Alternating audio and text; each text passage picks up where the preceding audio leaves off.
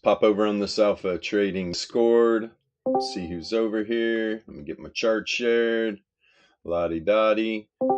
All the good shit. That's right. All the good shit. Woof, woof. Woof, woof is right. All right. Everybody's popping in. And first thing I'm going to say is, yeah, I'm getting these charts put together that people want. I just, the charts I have, a lot of the indicators on my charts are like upgraded versions of things we haven't released yet. So it's taking me a while to make sure I get the correct indicators on the chart, the ones we actually have published. That's why I was getting ready to do it all, and I'm getting ready. And I was like, oh shit, can't do this again. So yeah, I'll get it figured out. All right, let's see here. Bitcoin. People forget this thing is being bought and sold worldwide. You know, everybody gets caught up in what the hell the US is doing. I live here. I don't give a shit what they're doing, to be honest. It's all news. It's all crap. Digital currencies are here to stay. Digital currencies are the future. If you don't think these governments don't want digital currency, you're missing it, right? Now, is it good for us as a society to be tracked like that? Probably not. But hey, man, you got to roll with it. I mean, what are we supposed to do? So here we are, right? All our financial transactions will be monitored in the future. Hello. Welcome to the Matrix. It's all good. Drink plenty of coffee, have fun, and love everyone. Other than that, it's all foof. Let's see here. Or let me put that, try to love everyone. It's a struggle, I know. All right, let's see here. So Bitcoin overnight. Yeah, exactly what I was talking about yesterday.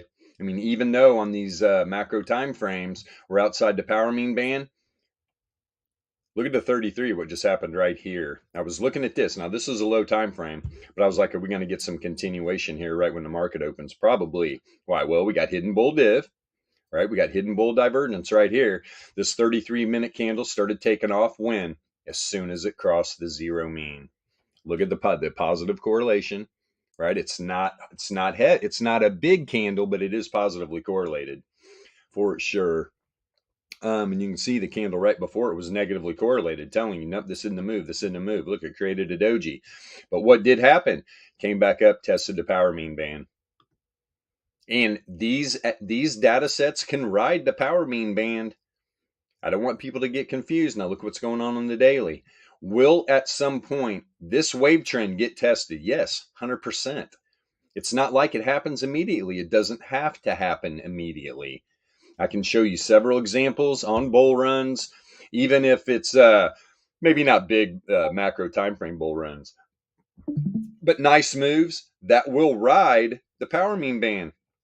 We'll continue, go outside it, go sideways, right back into it, pump off of it. I mean, we see it all the time. So are we doing that right now? It's actually looking pretty good. I mean, we talked about this. Here's the one thing though, right? We got 2 days. Friday is the last day of the month. Bitcoin, there it is, 29K. That is the top of the monthly range. Where does that happen to be today? 95 for Laplace distribution range, right? Right at 29K. Do I think we're hitting 29K today? Yeah. We're probably going to get a wick through it. Wouldn't be a bit surprised to see a wick go up here to second standard deviation, maybe 29.5. Maybe 29.5. Let's see here real quick. And that is the daily. Daily setting up the hidden, right? And so when does the daily candle finally take off? Right when it crosses the zero mean. Get tired of talking about this, but this is how powerful. And we see people every once in a while finally get it in the chat. We just had somebody recently come in and just be like, I finally get the returns oscillator. Oh, the zero mean. I'm like, that's exactly what it's there for, my friends. It's very, very, very powerful. When you're coming off divergence, right? When you're coming off divergence and you start to get positively correlated when that thing does cross, yeah, it's good stuff. Do we have positive correlation? Yes, we do, right? On that daily. Now, what's it setting up right now? Nothing yet.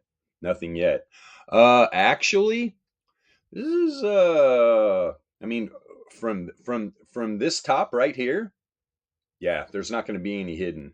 There won't be any hidden bear. It'll be populating from back here, right? We'll be populating from back here. A lot's happened in between there, literally 2 weeks. So is that a little long? Here, I'm gonna tell you a trick too. Some people might know it, some people might not. If you, on the returns oscillator, if you're ever unsure if divergence is there, right? Count the candles, right? Count your candles back where you want to start, right? So if I'm back here looking if this div is going to set up, you want to come back this many candles and set that as the length as your RO. And that's going to show you if that div is going to populate. All right, let's see here. Instead of that, so what am I saying? You can be fluid with your settings, right? You can be fluid. Say you're looking for some div way back here to see maybe if this was bear div. It's not. If there was bear div on the daily up here, you would want to pull that returns oscillator length all the way back. All you do, take your measuring tool, get on that first candle, come all the way back to the top of the data set or where the returns oscillator was, right at the top. Boom, 42 bars. So is what you do, you go in the returns oscillator, change the length to 42 and see if that divergence is still there. People are like, you can't have a length like 40. You can have the length of whatever you want. These are things you don't get taught. These are things you learn over time to make sure you're not making a mistake when you're trading divergence. And I'm talking about between price action and returns. Any other type of div, you can have it, whatever. It's worthless. Absolutely worthless. You're using lagging indicators to try to find a divergence.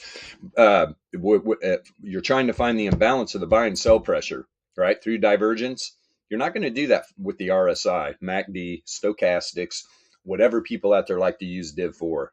And you wonder why. Well, this divergence doesn't work very well. Of course it doesn't.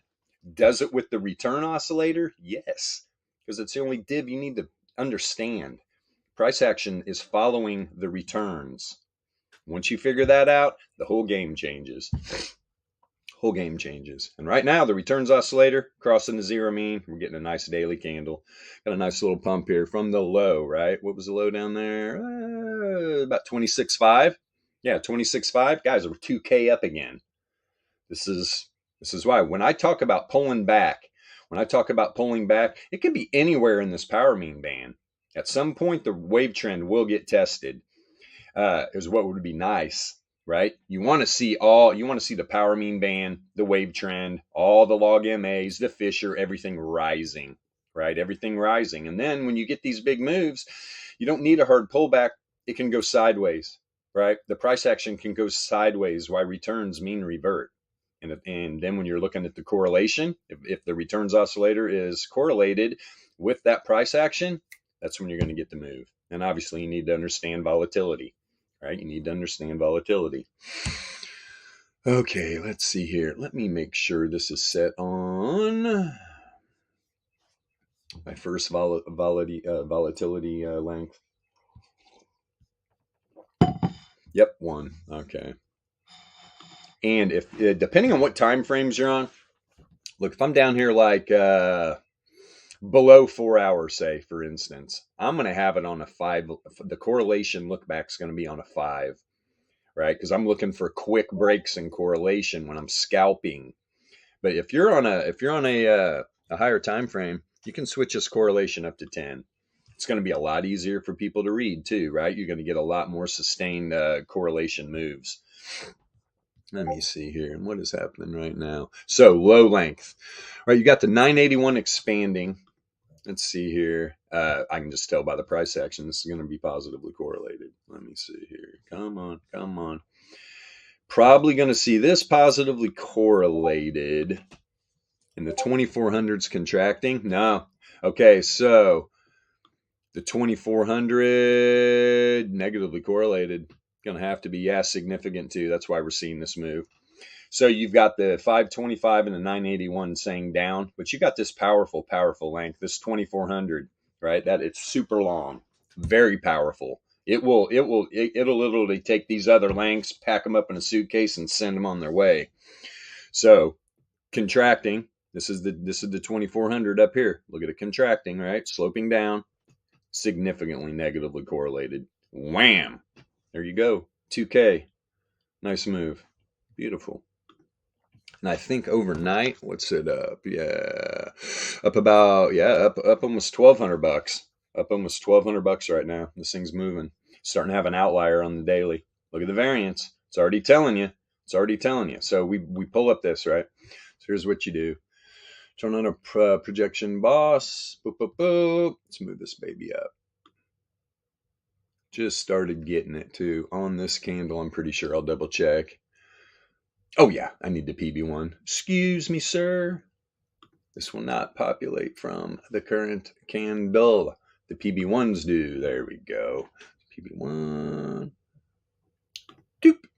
And doop. There's Laplace distribution. So right now it's telling you, hey guys, having an outlier. Let me check one more thing. Make sure, when did this outlier start? Yeah, it actually started on the previous candle. We're already there. We're at 95.4 Laplace. Let me see here. So what's that telling you? Yeah, profit, man. Profit. Got to take your profit. Where's my drag and drop? Oh, I'm looking for a drag and drop, and I'm on the PB1. So yeah, slap.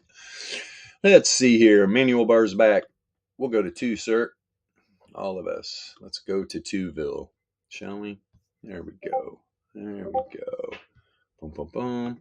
Jacked. Bam. Okay, actually perfect. So we got some room to run. So right now on this daily candle, an outlier is at about 29.4.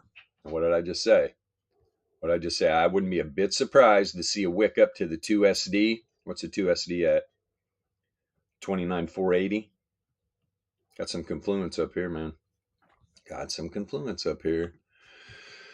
So yeah, you can see it. It's on its way. It's telling you we're having an outlier. An outlier is a fat tail event, right? A fat tail event is a 95.4% probability move or greater, right? Is it going to go to the 99.7? If it does, we're going to crack 30K, all right? But this can just be a stair step. That's what this is what this is doing.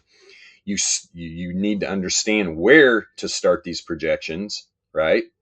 Usually it's great if you see an outlier starting. It's usually going to be where there's a pivot in price action. Was there here? Yeah, there's a pivot. Got a nice little bullish doji here, then continuation. So you're going to start that. You're going to start that projection boss there. Now you have a target.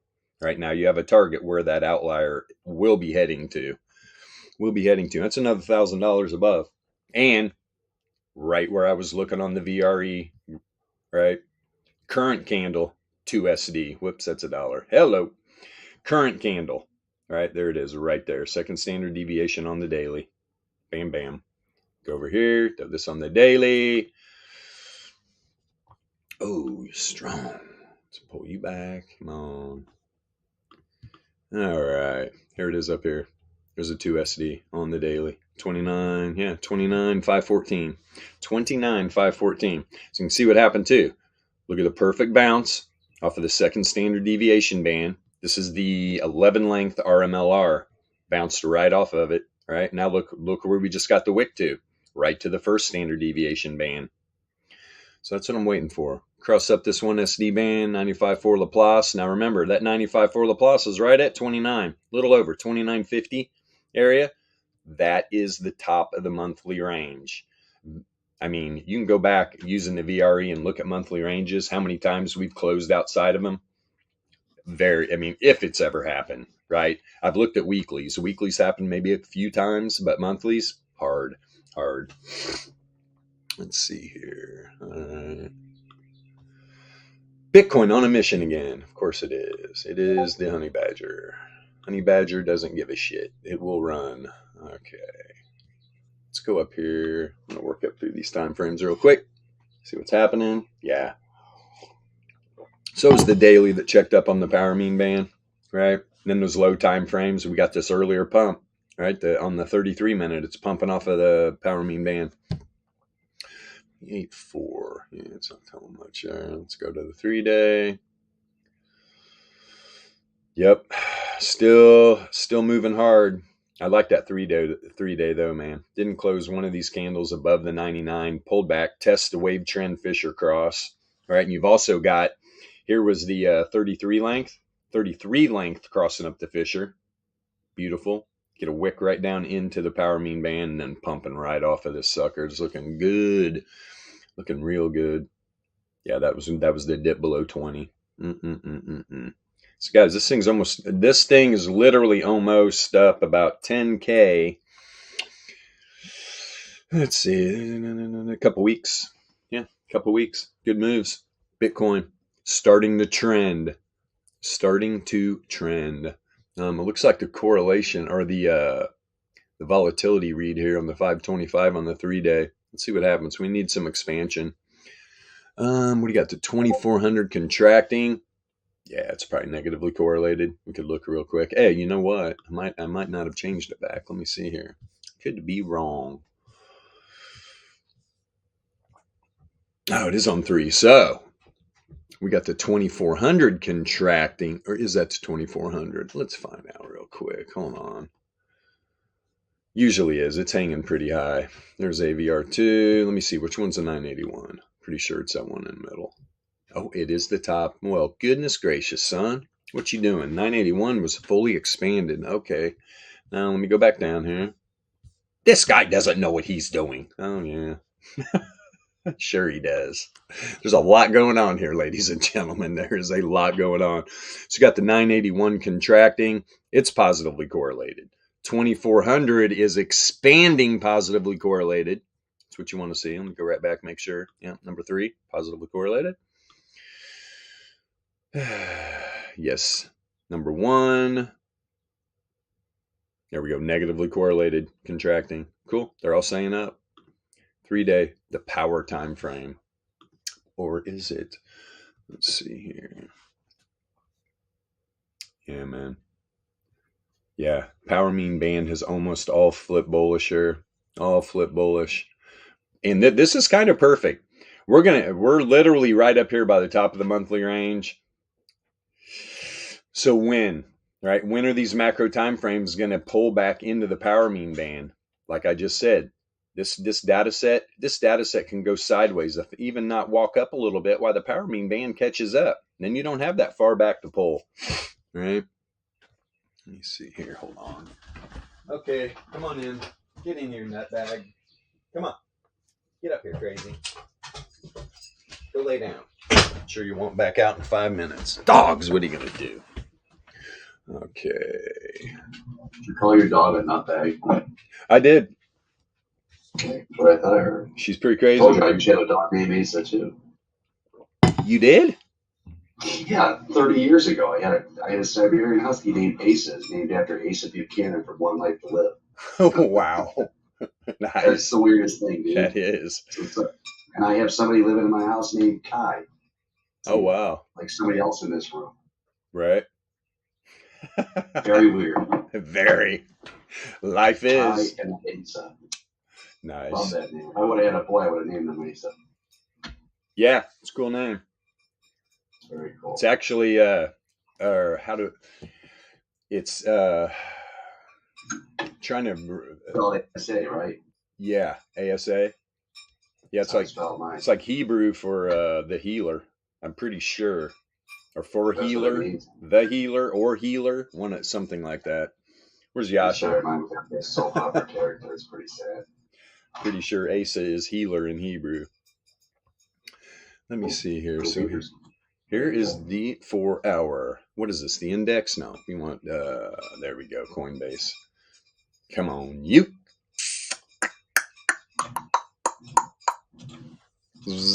Populate my power mean friend. Yeah, once you start learning the VEPS, I mean, it gets down to every day. What are you looking for? You're just looking for mean reversion. That's what the whole mission becomes. Mean reversion, mean reversion, mean reversion. You know what's great about that? When the mean reversion's happening, dude, nothing else matters. You know what's happening, right? Price actions following the returns. Let's see. Yeah, this 4-hour, man. Like I said, right, last week when we got that, you're outside the power mean band, look how it can ride it up. And then all of a sudden, 1 4-hour candle.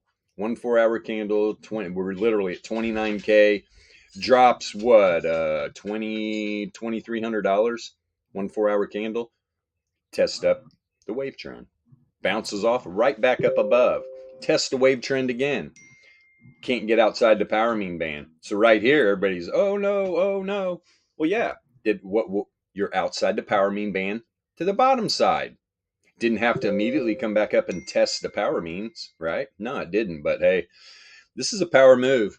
I'll get back to the title of the stream. This is being bought and sold, right? Let's take trading out of it. There's buyers and sellers all over the world dealing in Bitcoin. So, and a lot of other countries see it totally different. This is a safe haven for a lot of people. The unbanked, right? Especially, there's a lot of stuff. I was surprised. I talked to the warlord, man. There's a lot of stuff going on in Africa, man. They are really, and it's all being pushed through cellular, right? Boom. But hey, it's good stuff. So all these people are able to get Bitcoin. How do I invite them? Yeah, good stuff, man. Good stuff. But once again, 4 hour, man, this thing broke to the top side right when the power mean band's like, yeah, I think we're going to pull back a little bit, And so sometimes you could just come up and test the power mean band, reject here, just like it does at the top side, right? The power means will bully price action. Why? Because the price action's following the returns that are mean reverting. And so when you're on runs, you're going to continue to mean revert, whether it be to this length power mean, the 33 power mean, the 3 length power mean, whatever it is, there's something there. Okay. There we go. There we go. And then we were just waiting there, right? We had where in the hell? Let me see here. Wow, just a little bit of hidden right there. Man, that little bit of hidden bear just popped this sucker. But now, right, the returns oscillator on the 4 hour, right? So you got the 4 hour data set. It's still going up, right? It's still going up. The returns oscillator has been coming down the whole move. But look, it lost correlation. So the returns, price action is not following right now. Pretty obvious. Look at the Fishers. Woo! Hello. This is exactly what you want to see. These things are moving hard. In lockstep, as I like to say. Starting a trend on the 4 hour. Perfect time to blow out these bands and go on a massive trend. It happens. I mean, we can go back. Definitely Entropy will push these bands out, right? They are tight, though. They are real tight right now. So how long does the trend last? Well, I'll tell you what, we're about to find out. That's what we love about the charts. Every minute, tick, tick, tick, tick. We're going to get our answer. Oops, let me go into the stream chat here, make sure I don't miss anything. And as usual, everybody can just pop up assets. Pop up assets if they want to look at them. Let's see. Yep. You want to answer that? Yasha, you able to answer that in TV? I mean, I'll talk about it a little bit. Yeah. Here's the difference between the VEPS and traditional technical analysis. When you when you are scalping low time frame volatility, I don't care what you're trading, gold, right? You trading metals, you trading cryptocurrencies, you trading stocks, you trading bonds, the curve. What are you trading? It does not matter when it comes to the VEPS. It's all volatility. All this works together. This isn't like traditional TA where there's all kinds of different crap out there and every people are going to pile a bunch of indicators on their chart and they're going to get paralysis from analysis, right? No. This all works together, right? This all works together. All my charts, right? Even you come over here, this is my main trading chart, but then we've got the RMLR chart, the reverse mean of log returns with a 33 power mean. This is going to tell you where you're at, deviation levels around the RMLR. Where is the RMLR? We have an intersection, right? Is one of the RMLRs having an intersection with the power mean? And then we go all the way over here to our volatility range estimator, right? That's going to literally every day, week, and month is going to populate you volatility ranges, right? Volatility ranges. We don't draw lines on our chart. We don't trade patterns because they fail all the time. And when you realize that you're like trading a false image on a radar screen, there's nothing to these patterns, right? This isn't the returns. Price action is just following the returns. That's all that's going on there. So yes, you do need all this, right? Now, you can break it down to where you're just using a few of these indicators, But for stream's sake, we want people to see what we're doing here at Alpha Trading. You don't have to use all this. This is what I have broke it all down to.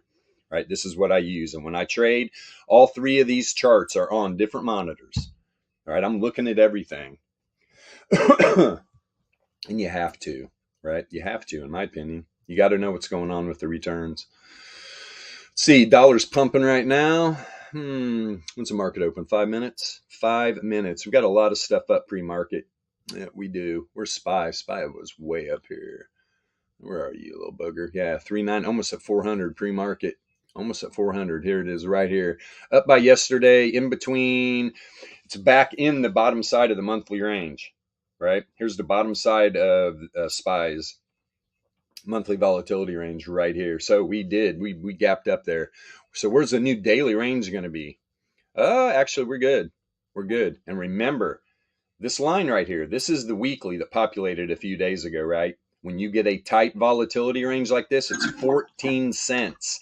Telling you SPY is going to trend, and it's going to trend hard this week, right? We haven't seen it yet. You can see when we populated this new weekly range, found a little support day one on Monday, got below it yesterday. Now look at us. I mean, we're way up above it. And when you get a tight weekly range like this, the data set needs it needs to move, right? Because it is a magnet for price action. You literally have to put a lot of distance between. I would say if SPY going into the end of the week can get up here, where's the weekly? Let's see. By the close of the week, let me see. There's the type. Where's the first resistance level? Right here. Boom. Up here at about 402. I would be looking for probably the second. If this thing gets up here close, 408, 409 next week, going to be a boomer, man. This thing could really take off. And everybody's like, how? The economy's so bad. It's like, look, if you haven't figured it out yet, the real criminals are wearing suits and ties. They're in DC. They're at Wall Street. It's time to make some money, boys. That's what they're talking. So don't be surprised. This market's going to defy everything. We've been talking about it. This market does not have to dump. Everybody's so bearish. You bears better better get your shit together. She's about to get wrecked. Let me see here. There it is. Pull this baby back up here. So yeah, pre-market SPY back up in the monthly range. The minis are both above its weekly. Beautiful. The S&P minis are trying to get above the center of the monthly right now, which literally the blue cross line right here, it's a first standard deviation normal distribution. So on this daily candle, there's literally a 68.3% chance the data set, right, on these minis doesn't close above like 40, 45. Looking powerful, though. So you got the 95 for Laplace up here at about 40.83. Let me see here. What's a 1SD up here? Yep, 400. Center of the monthly is up here at what? 402. 402.5 area. It's possibly what I'm looking for today. You know what I need to do? Holy shit. Hold on. Let me get my brokerage account up. Come on, you.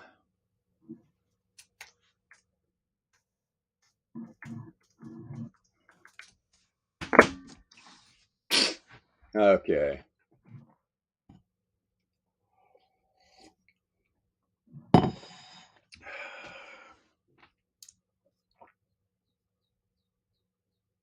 Yeah, I know. Of course I haven't upgraded this yet.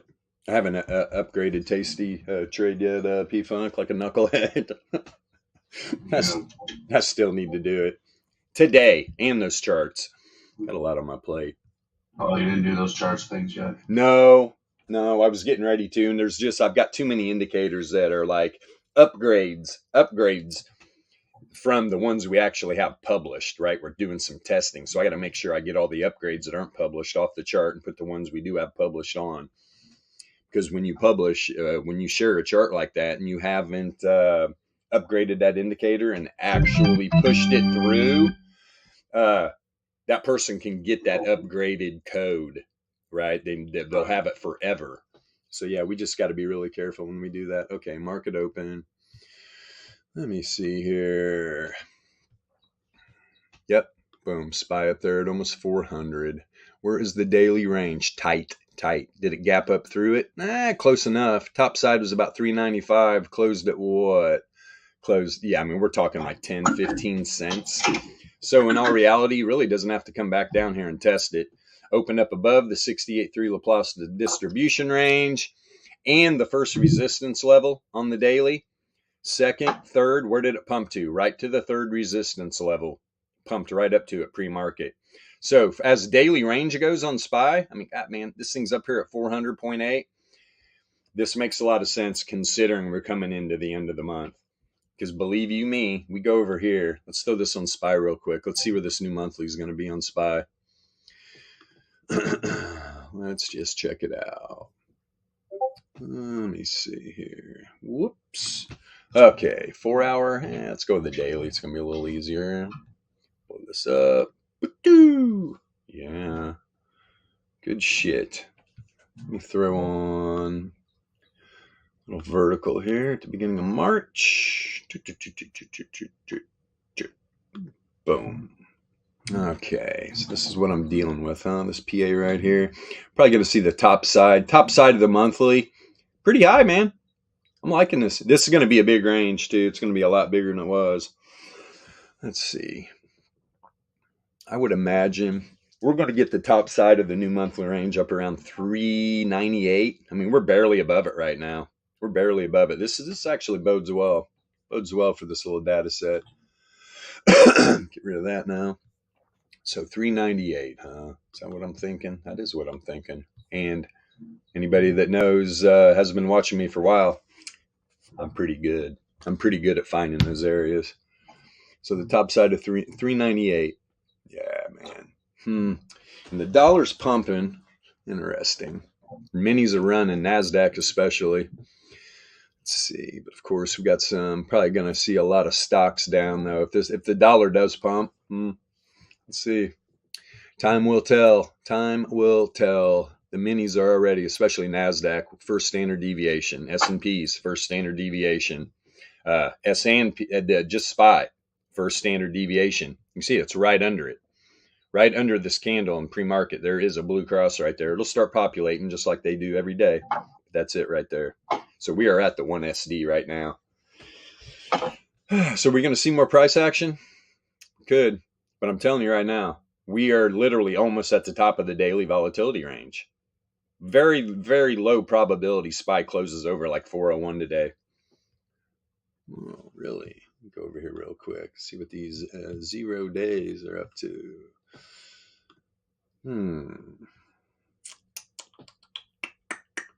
Let's see what kind of skew we got here, baby. What do we got? 400. What are the 405s? Calls, what? 547, 395s. Yeah. To the put side. To the put side, huh? What about at the 1 SDs? Yeah, we got 380. Yeah. 472. Not a lot, but it is there to the put side. We got a weekly on Friday too, right? Weekly close for options too. I don't trade the weeklies much, just the liquidity's not there, but yeah, that'll be closing too. We always get a little bit of fuckery.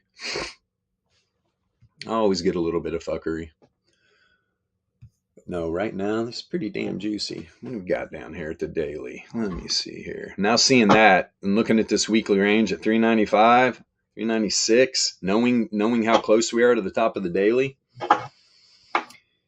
You got 395s right now for 15 cents, 394s for a dime, 396 for 20, about a quarter. Those aren't bad plays in my opinion. This is never financial advice. Whatever you do, don't follow my crazy ass around the 0 DTEs. I'll have you all lubed up. Let's see here. Yeah, and Bitcoin too. Great runs, right, on the markets here lately, but we're capping out here coming into the end of the month. BTC, not probably. I mean, unless we get something extraordinary happen here, this makes sense though to literally shoot all the way up to the top. I talked about this too in the beginning of the week, if not yesterday, that it's not going to shock me at all if BTC's data set ends up at the top of the monthly range. Is that going to be bullish? Very. Instead of SPY, let's check Bitcoin. Where's Bitcoin's going to be? Let's see. Go to Coinbase. Pop this up. Boop. Turn off the UPM real quick. Okay. Let's see here. Wow. Yeah, this is actually good. I don't even. So when was March 1st? It's right back here, right? Let's see. When we dumped right there. So immediately we get some volatility to the downside. Where's the majority of it though? Doom. Obviously, it was to the top side. That's going to pull this monthly range up. We're talking about into this area of the data set. I would actually be thinking probably the bottom side. You guys got to realize I've talked about this before. I don't even know why I'm sharing this information. I must be out of my mind. But hey, we're here to help alpha traders, right? Look at these wicks. You guys see something here? You guys see something here, right? I'm telling you, this is alpha right now. Look at this area right here. Do you understand what's going on here? Why the wicks bounced off this area? Is there a literal data set? Is there any candles there? No, man. So I'm looking probably for the bottom of the monthly to be right in this range. Right around 26.5, you're going to see the bottom of the new monthly range. Top side of the new monthly, probably going to be up here. I mean, this thing could be up here around 28K. Really could. Could be up here around 28K. We are really close. We're only $400 above it. So what I'm saying then is what? So if the data set going into the monthly close is above the monthly range, you are going to see the bears. You're going to see the algos. Don't think these high frequency trading firms don't know where these areas are. They do. These HFT bots are programmed with volatility, entropy, probability, and statistics. Math. You think they're trading a Fibonacci? Dude, these are real traders. These aren't goofballs. These aren't goofball retail traders, right? This is real trading. They know where these levels are at. This is why they continue time after time after time again, wrecking retailers that don't understand this stuff. These firms are trading the VEPS. Don't get it twisted. Don't get it twisted. Now, you're going to be able to Google, are the high frequency trading firms using volatile? But no. You think they want people to know this? This is why. Go out on YouTube. If you find anybody else out in the trading verse teaching what we're teaching right here, link us up, please. We're always looking for groups, right? We're looking for other groups that are doing this as well so we can come together, because the main goal here is to help retail traders. Now, and if you want to realize, we put together this proprietary trading system. What did we do with it? We immediately just start sharing this information with retail traders, where most of the times you're creating a hedge fund, right? You have cracked the code. It's time, right? This is what we didn't go that route. We didn't go that route at all. We're tired of seeing retail traders lose money. If you're making money in these markets using traditional TA, you're probably taking your profit often, you're limiting your losses, and you're not emotionally attached to your trade, right? Well, what's that all tell me? You're probably a professional trader. You know what you're doing. There's more to it though.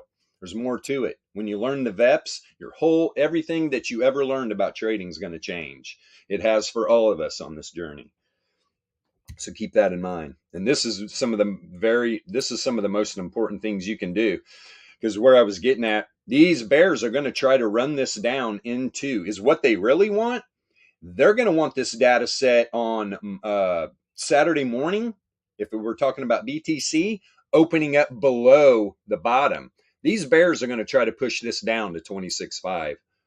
You watch. Just watch. We're going to see something extraordinary probably happen. Now, are the bulls going to let it? So if we go over here, 26.5, what are we on the daily?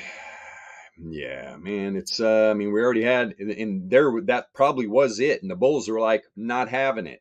So when I'm telling you this thing is going to pull back 26.5, it did the previous 2 days. That could be the bulls running, or the bears running this down to try to get this to close below the monthly. The bull algos are like, no thanks, and they were just running this thing up. The blue dot right here too, that's the first standard deviation on the monthly or on the daily today, right? Already by it. Let me see something real quick. So this back up on the 5-day. Making another run up here at the RMLR. So here's the 5-day 11 length RMLR, right? You get this pump back here, what? January? Yeah. Damn, was that the 1st? Yeah. January 1st, beginning of the year, right? Bitcoin starts pumping. What's it do immediately, though? Goes to the third standard deviation band, pulls back off the 3SD on that current 5-day candle. That is a hell of a volatile move when you're moving out to the 99.7% probability level. And don't get it twisted. There's not a 99.7% chance that this data set was going to run to that area. There's a 99.7% chance that candle was not going to close above that area. And in fact, the blue dot right here inside the candle, that's the 95.4% second standard deviation. It was literally, if there would have been a couple more days, this thing probably would have pulled back inside the 95.4, which is the second standard deviation. Wouldn't have surprised me at all. Where was the boom? It immediately pulled back to almost that area, right, on the next candle. Then pumps up to the 2SD band. At some point here, when you're out around the 3SD, 2SD bands, you're going to mean revert to the RMLR, right? You're going to go sideways. You're going to pull back. At some point, you're going to mean revert. Here was the mean reversion. As soon as that 5-day candle opened up below the RMLR, where does it dump out to? The 33 length power mean. This isn't a moving average. This is a power mean. Pulls back right to it, bounces right back up to the top of the RMLR and rejects to the dollar. Right now, here we are again. Pulls back to the 1SD band, first standard deviation on this 5-day candle, pumps right back up to the RMLR. If it stays right here, this next 5-day candle, what's it going to do? It's going to open up above the RMLR again, right? Because we figured out how to project, right, the reverse mean of log returns. They said this could not be done, right? We've done a lot here at Alpha Trading that a lot of people in the industry are like, nope, can't ever be done. I'm not going to talk about exactly what we did to get this to happen, but you're seeing it. This is the future reverse mean of log returns. And when you understand or learn how to populate this, game over, man. You're there. So if this 5-day candle opens up above it, that's a lot of support, man. Where's the 30 at? Let me turn off the 7 or the 11. Let's turn on the 30 length. Oh, what'd I do? Turn off the UPN? Nope, there's the, boom, there it is. Come on. Okay, so here's the 30. And so if we're up here on the 5-day, we're getting ready to get an intersection, right? When this does happen, if we intersect, if this 30 length RMLR crosses up this power mean, look for a big pump, right? Look for a big pump. At the same time, there's probabilities to the other side where sometimes these areas get tested. Guys, we're talking things back down at 20K. Do I think that's going to happen right now? There's too much buying going on. I really don't see it happening. I don't. I actually see this on macro time frames. At this point, it could just ride the power mean band. All right. It literally could ride the power mean band to the top side again. It's checking it up on it right now on the daily. All right. This was a no-brainer. You get this far outside of the power mean band, I talk about it all the time. Either you are coming back to test this reverse wave trend, or you're just going to ride the power means. Right now, it's having fun. It's riding the power means. All the volatility, we went through that at the beginning of the stream. All the volatility is pointing to the top side. Let's see what else. And we're having an outlier on the variance. This is the purest form of volatility you're ever going to get. This is the coefficient of variation. It is the purest form of variance that you can get and populate on the chart. What is variance? Variance is a spread of data around the mean. What mean? The mean of log returns, right? And so when you get data spreading around the mean, you need to know if it's positively correlated or negatively correlated and whether or not it's having an outlier. This looks like a lot of fancy colors. Everything here is giving you information on the returns, right? And when you have outliers like right here, the inside line's white, the variance is chilling. As soon as the variance turns pink, it's negatively correlated. Look at the price action. And it dropped down below the wave trend. What happens when you start having that outlier? I mean, you could have got in that move right up here, one of these candles, right? Boom, drop. That's because you have variance spreading from the mean and it's negatively correlated to price action. That's literally telling you you're about to get a drop. Then you get a quick pullback here, finishes off the down move. Then you have an outlier positively correlated. right? Boom, there we go, right back up to the top side. And these are outliers you can get in on the beginning. Why? Because it's telling you, what is an outlier? It is a fat tail event within the distribution, second standard deviation move or greater. Or if we're just talking about Laplace distribution, 95.4% probability level. This is the thing. You've got the normal distribution, you've got Laplace distribution. Okay? There is no standard deviation in Laplace distribution. There's only probability percentage levels. Whereas in the bell curve of normal distribution, we all know there's standard deviations, right? You got first, second, third, fourth, fifth. It goes on and on and on. Usually in a lot of our indicators, we'll do it so you can populate like 5 standard deviations, which is pretty cool. So when you get those big volatile cryptocurrency moves, right, you have something to encapsulate that data set, man, where other people are just watching this thing fly around and not understanding where these data sets are going to. You show me a data set, I will show you with statistics where this thing is going, right? Not Fibonacci levels, nothing to do with traditional TA. This is all the VEPS, volatility, entropy, probability, and statistics. And literally, we have one of the only indicators available that is going to show you when the markets are truly in trend.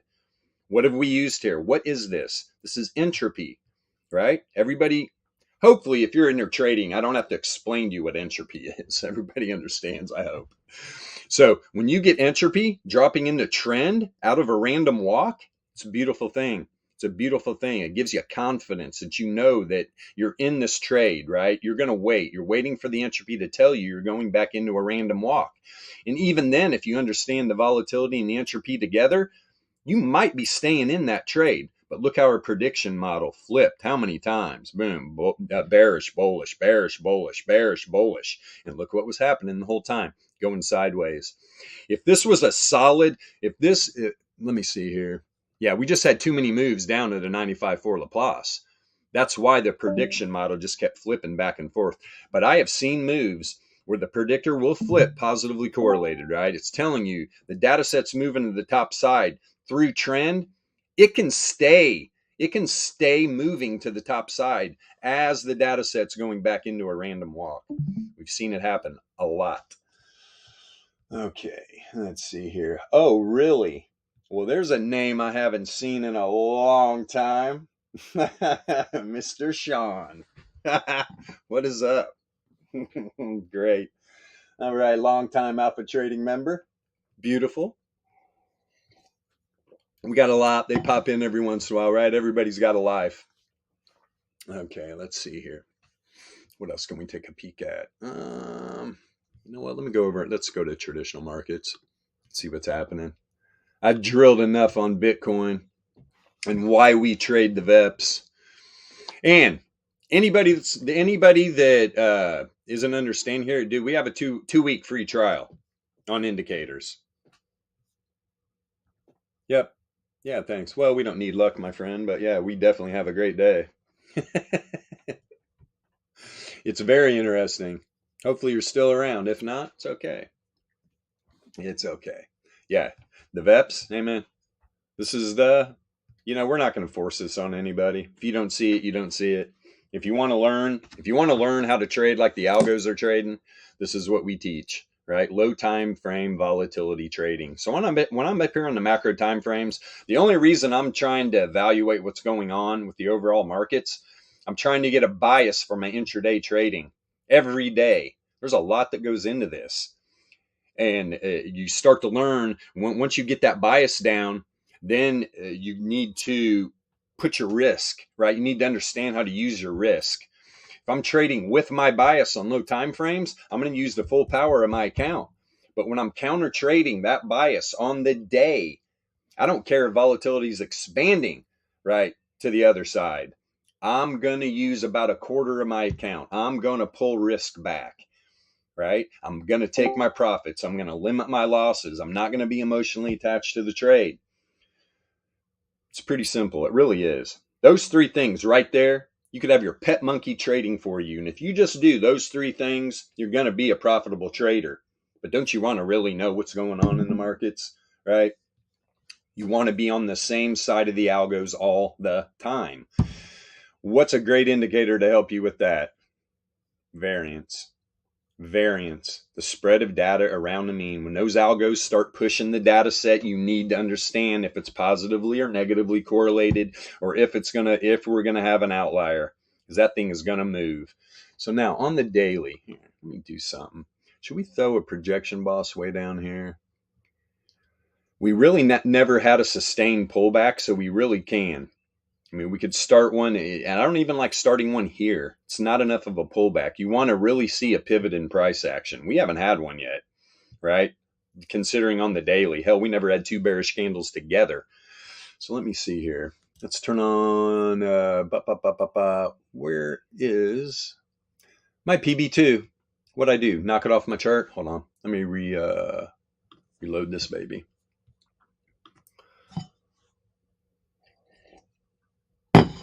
Okay, there it is. Yep, that's what I did. I knew I dicked around and did something earlier. There's my PB2. UPM, let's turn you off. There we go. Okay, little projection boss. That's interesting, just looking at that. But is this a good start to start a projection? No, you're right in the middle of the sideways action right here. If I were to start this anywhere, I'm just 2 candles off. So let's pull this up real quick. Bam. So you can see what's going on right now from this down move, right? And this is the power of the 95.4% Laplace distribution range. That's what you're looking for. Like out here in the future, it gets a little wider. This can go forever, right? This can go forever. It just is spreading out, spreading out. In the beginning, you close one candle before below the 95.4 Laplace, right? And then boom, where do you run to? Right to the top side, 95.4 Laplace. So coming from this data set right here, there's a 95.4% chance right here this data set stays in this range. But is what I want to do, I want to move it up until boom, right here. There you go. So this thing have an outlier, a hell of an outlier. Guys, it ran to the 99.7 almost, right? Pulled back to the 95.4 because that's what the probabilities dictated that it does. This move right here, powerful. Powerful to just take those probabilities and say, you know what? There's a 4.6% chance we're going to bust through this again. The honey badger doesn't give a shit, right? So it runs through it. But now look, we pulled back inside again. So here's the 95.4 Laplace. This is a good place to get targets, right? Where's it at? Right at 30K. 29.9. 29.9. But we all know, because we've been playing this game for a while, top side of BTC's monthly range is at 29K. Right? I don't see BTC closing out of here. Closing outside 29K to the top side on Friday. Can it happen? Sure. There's always going to be a probability that it can happen, but it is low. Very low probability. Okay, let's see here. I can't get the chart was shared. Let me know to publish. Okay. Well, I'm pretty sure that we can push through that entropy to the Swiss. I don't think there was an issue with that. That thing's a beast. But what else? I was using some other stuff. See, I don't know which projection boss I'm using. If I'm using one we haven't published, I'll get that all figured out though. Hopefully, I got sidetracked yesterday. Where's MJ? Shh! I'll tell everybody. Had a little one-man party. Started a campfire and just, I don't know. Started hanging out with the dogs outside. Got distracted. The dude abides. Yeah, I was drinking White Russians. Probably about 2 PM. Let me say good morning to our friend here. Somebody in the chat. And then if you are watching on TV, hit the rocket icon for us. If you're finding this information valuable, we're trying to get this out to other traders. Okay, on Dixie. Yeah, all right, we can go to Dixie. Let's pull it up, man. Let's pull it up. Let me turn off this projection boss. Where are you, baby? Boop. Turn the power mean back on. There you are. All right, Dixie. Dixie on the daily.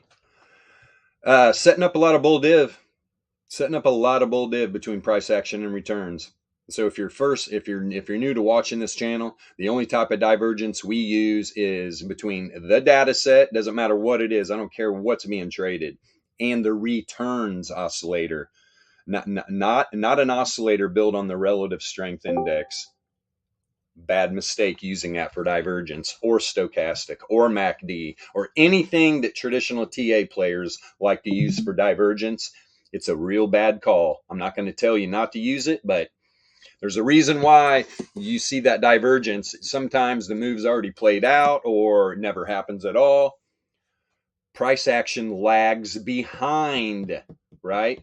Price action follows the returns.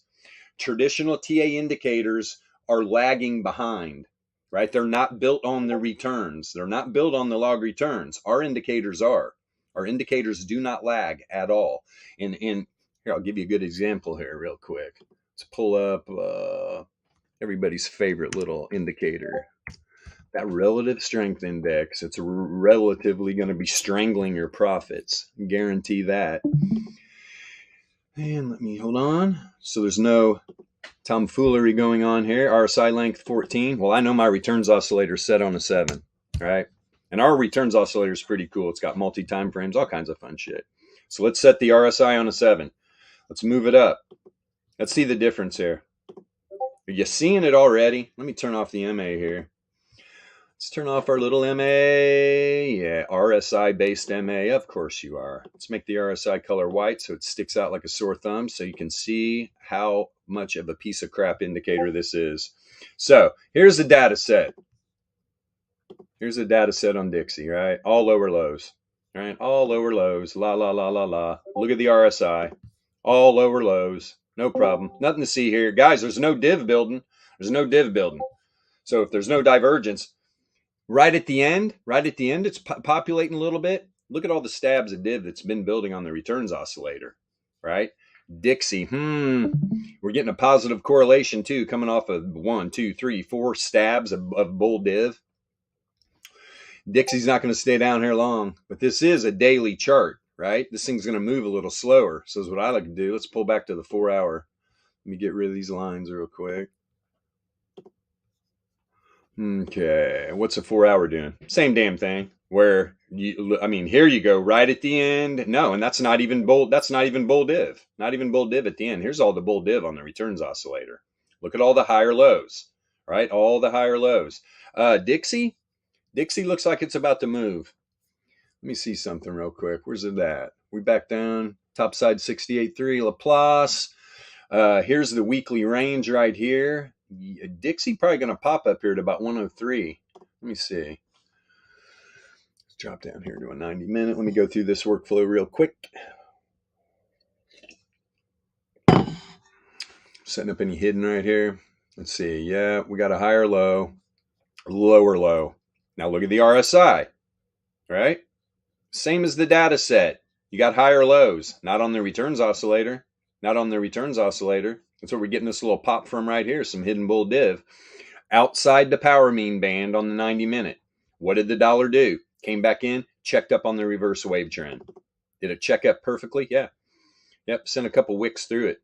Just couldn't get it done. No. It dropped right back outside the power mean band. This is such a good range. If you understand these power means, because returns mean revert and price actions following returns, sometimes you get a data set, it'll stay inside the power mean band. But every once in a while, right, you're going to get outside of it. I mean, here, showed this earlier, how powerful this was on BTC. Pop up here on Coinbase. Let's go to the 4 hour. And I'll get back to Dixie. Let's see here. Come on, baby. There's the test of the wave trend right here. One at $2,500 4 hour candle. Excuse me. There it is. Okay, so you're outside the power mean band right here, right? You're coming back in to check up on the wave trend. You get a wick through, it pulls back. Then it goes up and tests the reverse fissure, pulls back, finds support on what? That's the 99 length log moving average, not exponential moving average, not simple moving average. Why don't we use that stuff? Because it's lagging. We don't want lagging indicators. I want a moving average that's built on the log returns, and that's what this is. So let's see here. You rocket ship outside the power mean band, pull back. Did it check up on the wave trend? No. This is showing you how bullish this move was. The returns mean reverted into the top lengths of the power mean band. Okay. And let me see here. Where are you at? Where are you at, little 33? The problem, the 33 power means underneath one of these log return moving averages. Why are you not populating? Hold on here real quick. Dun, dun, dun, dun, dun, dun, dun, dun, dun. Make sure all these plots are up and going. 2, 3. Pretty sure they are. 4, yes. Power mean band, yes. Show ribbon. Where are you? 33, ribbon length. Boom.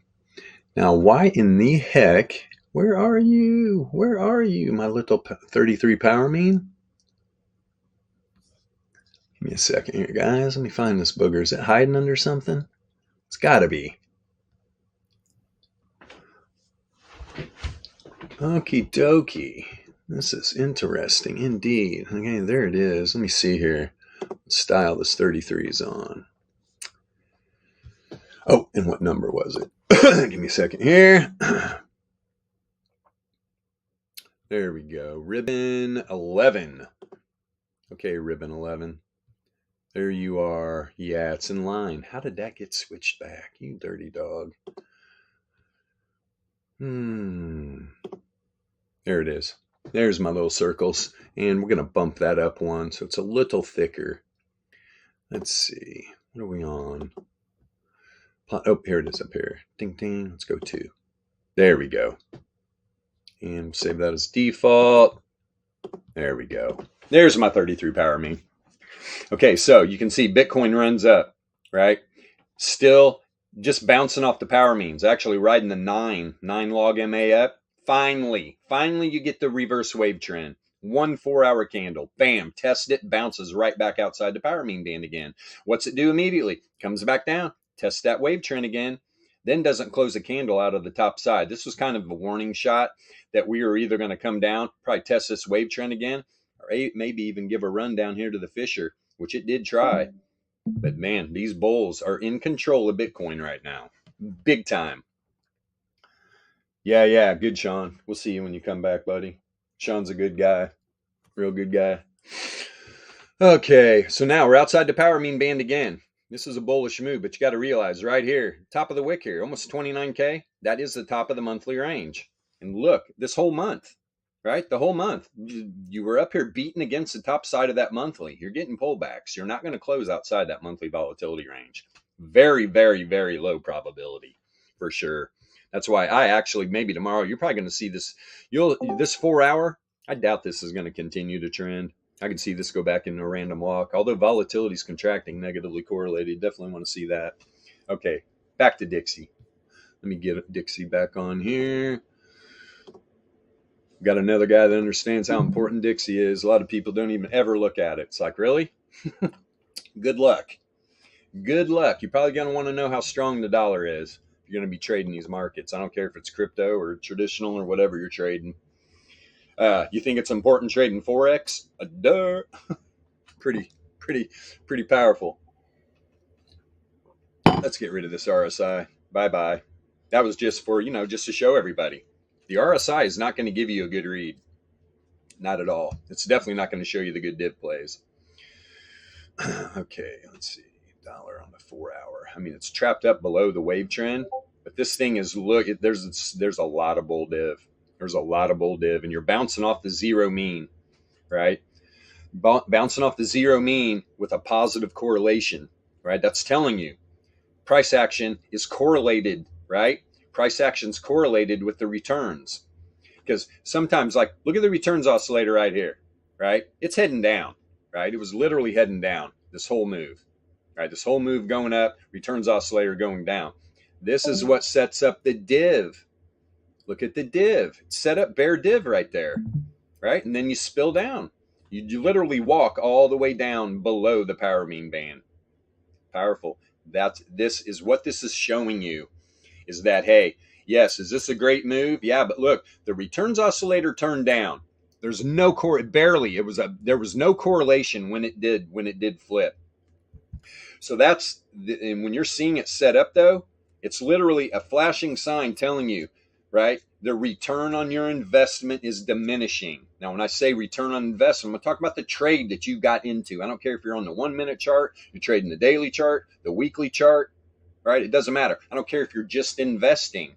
If you're looking to make a bigger stack and you're up on a macro time frame and it's showing bear div, it's literally flashing that you should take your profit. If you're a long-term holder, it doesn't really care. Check back in 10 years and see Bitcoin at a couple $1 million. And yeah, will it matter? Not at all. But when you're trading these low time frames, all this div, it does matter. It matters big time. And right now, the only div that's popping up after this, it's all bull. It's all bull div, right? It's all bull div. Let me see here. Yeah, there's no hidden bear, right? You got a higher high here. So yeah, this dollar probably definitely getting ready to pop up here to 103. On the 4 hour, it is the reverse wave trend. 103, 103. Let me see some real quick. What's going on? And I got to add some more pairs over here, but let's see. Yeah. Dollar is weak, man. Euro's up. Pound's up. Aussie dollar's up. Wow. Canadian dollar's up.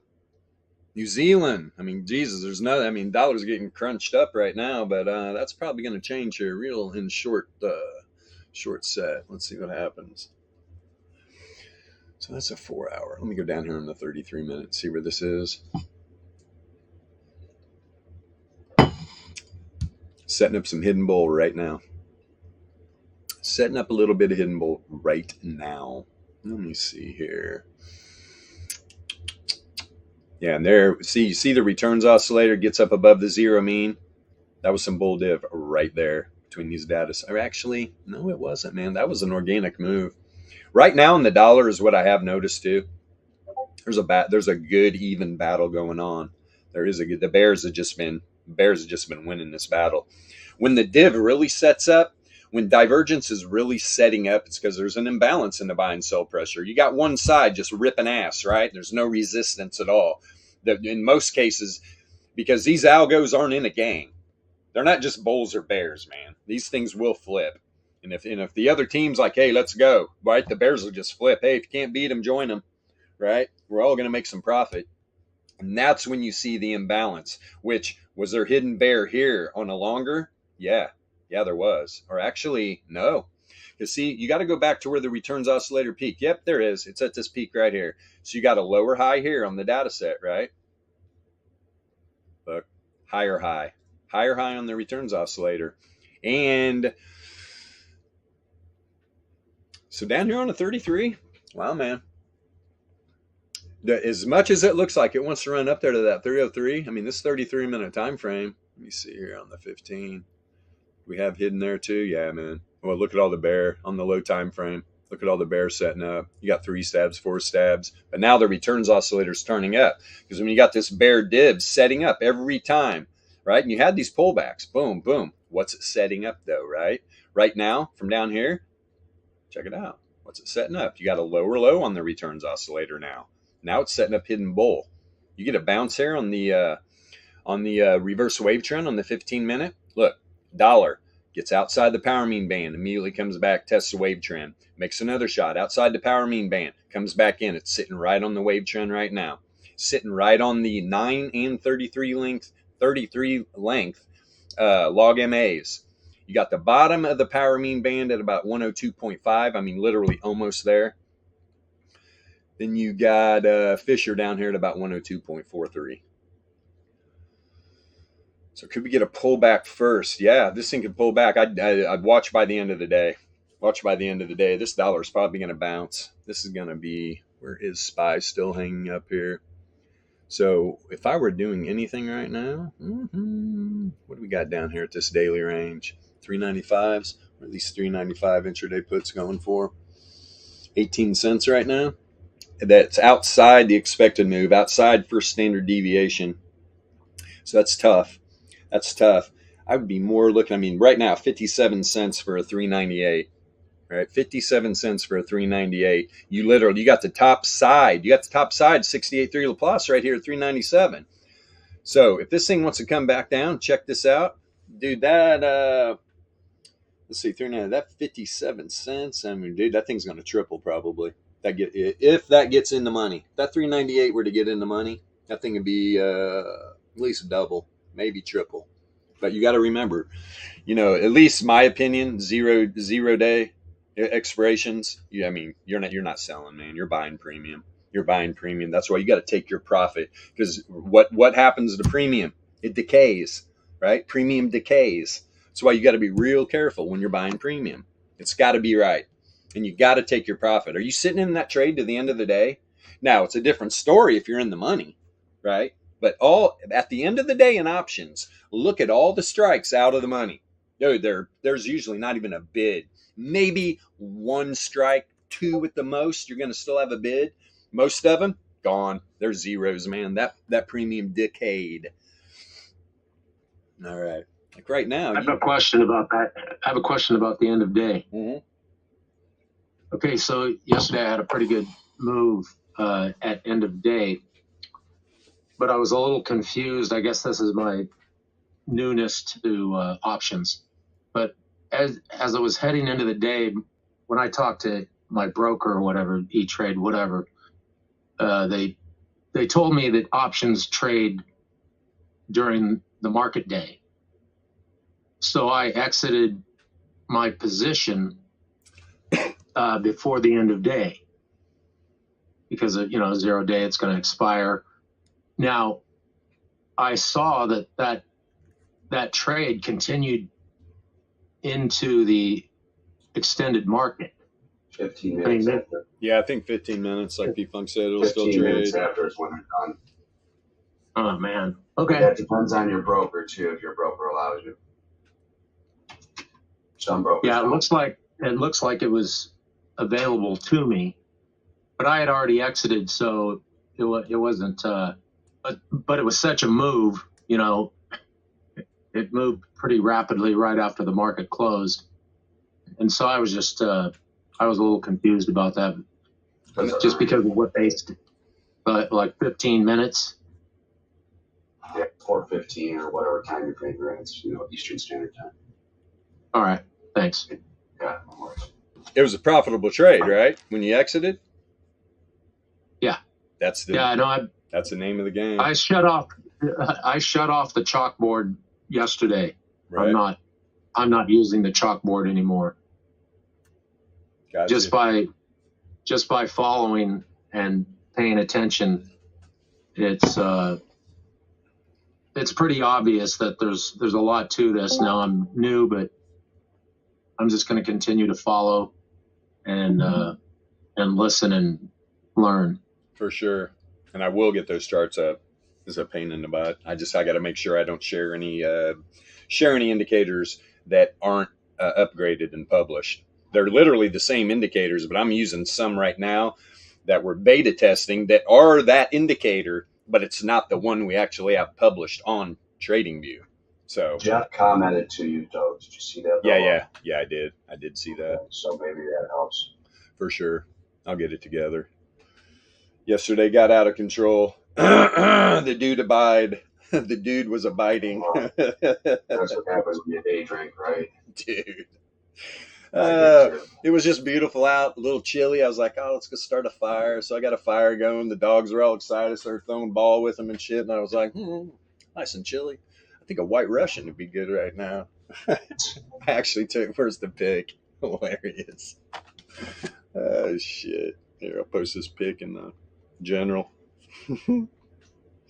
Let me see here. And we'll get back on the charts. Yeah, I had a one-man party. Got away from me. It happens. Yeah, I was hammered by like 7. I was like, oh shit, it's not even drinking, dark. What'd you say? Solo drinking. It was. There we go. There's the pic. That was when I just got the fire started. That was my first white Russian. Dogs count, right? Oh yeah. Heck yeah. They do. You gotta pick with a drink. They do the bites. Those are very, very famous glasses that you've got in your hand there. Are they? Yeah. I know that a certain area of people really, really love those glasses. They're like bubbles on the inside or something. Yeah. Is that a prop door in the background? Is that just a fake door that leads to nowhere? Speculative.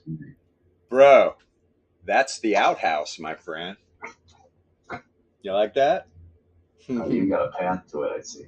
Yeah. No, that's a little outhouse out there behind the hunting cabin.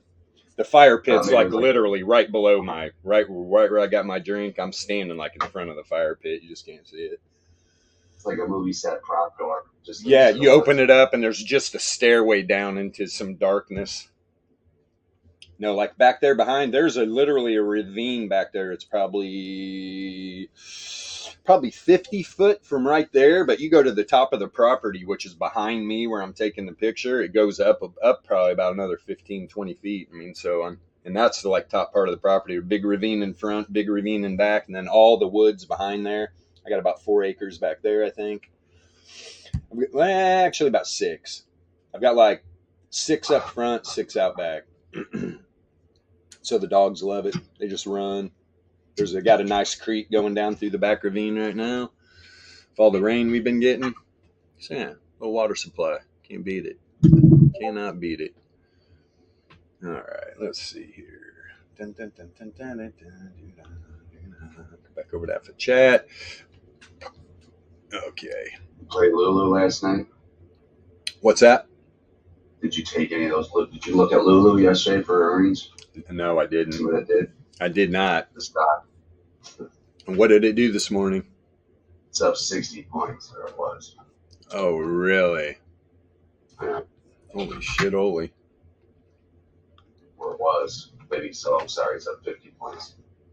Okay, the fact that there's a white Russian and an outhouse in the background of the picture is just perfect, man. Oh, Jesus. What'd you say, Yasha? White Russian with an outhouse in the background of the picture. Like, absolutely perfect, man. It You is. could not have said. The dude abides, man. The dude abides. All the necessaries in one frame.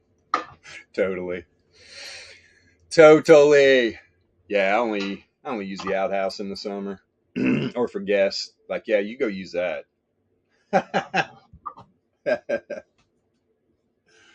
It's nice, too. It's nice. You open the door, you're like, oh, shit, this is a regular bathroom. It's like, yeah, it is. It's just phenomenal content, man. Phenomenal content. But I opened up, I got a picture somewhere of the massive spider. I opened that door one morning, half asleep, don't even notice it. Take a seat on my throne.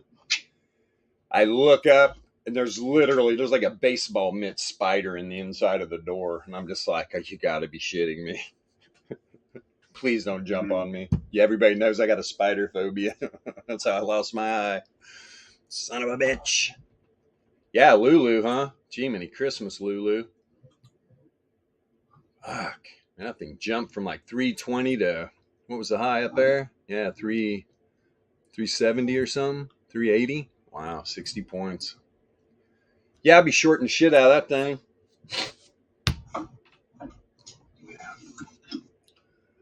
Big move. Holy shit, man. Anything else just get jacked? Yeah, gold pulled back, metals pulled back again.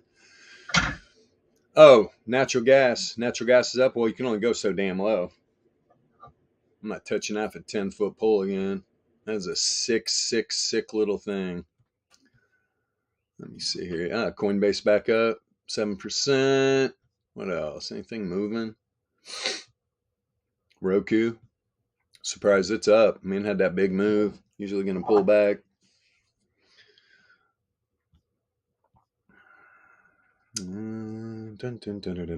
Bond futures kind of going sideways. Lulu long up is the profit. Oh, and there's yeah, boy. Look at those fucking wheat futures. Look how those wheat futures jumped, man. Wow. Nice. I'd have been double dipping in that bad boy. Talked about wheat a couple of weeks ago. I was like, yeah, this thing's about to pump. And did it? Yep, sure did. But then it pulled back hard and wrecked a lot of people. Didn't take their profit. Now, boom. Those same people are like, oh, it happened again. It's like, yeah, that's because you don't understand what you're doing. It's okay, though. Wouldn't it be nice to have the VEPS? Yep. And I'm pleased to ask, You sure can could. we look into soya once we're done with Lulu? Just out of What do you want me to go to? soya beans. I don't know what the ticker would be. I'm sure if you type in soya. Oh, you talking And I would soybean futures? Yeah, I know. I'd say maybe for the next week, 3 weeks. Yeah, We got some here in the field that are looking to start drying up shortly. Let's see. ZS There it is. Bizzles. Yeah, it's ZS. There we go. Oh, geez. Yeah, Nice. dumped this morning, then just pumped, huh? Yeah, what'd it do? Gap down and then just rip up to the top side? That's what it's looking like. Whoop. Come on, UPN. Populate. See what happened. You know this dropped outside the power mean band. Soybean futures.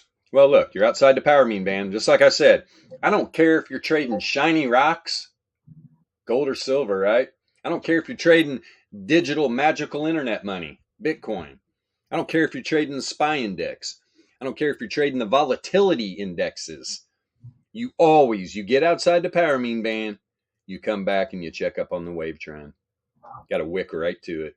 And then boom. So pre-market, that thing dumps all the way to the wave trend and then just rips right up back above.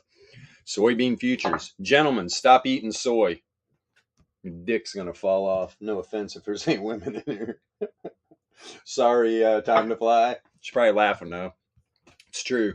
You guys got to quit eating soy. It's turning you into she-males. Okay, back to regularly scheduled programming.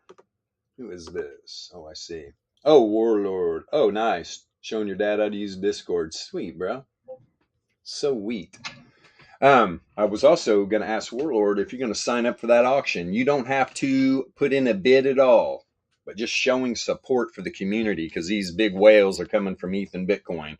We want to kind of show, oh, there's a lot of people that are going to be bidding. So we're trying to run that up. Obviously, it's $200 for a deposit. So if you do have it and you can register for that auction, that would be cool. We're just all trying to do our duty. I just got done this morning. I registered. All the DAOs are registered. Teams are registered. You know, Big Brain, Soul Patch. Got a lot of people registered, but that auction starts at 3 o'clock Eastern Standard Time. That's perfect. That's like 10 at night for you guys over there? No, how long would it take until I can retrieve my money? Immediately after the auction, you're getting it sent right back. If you go to that Airtable form, it literally, you put in, you send the 10 SOL, I think it's 10 SOL. You send 10 SOL, it gives you the address. Then you get the TX. You put the TX link in the box below, and then you put the wallet below that you want the 10 SOL returned to you. And immediately after the auction, everybody's getting sent back their refund. Let's see here. Yeah, soybeans, man. What the hell? What the hell? Oh, well, I mean, this thing was beat up.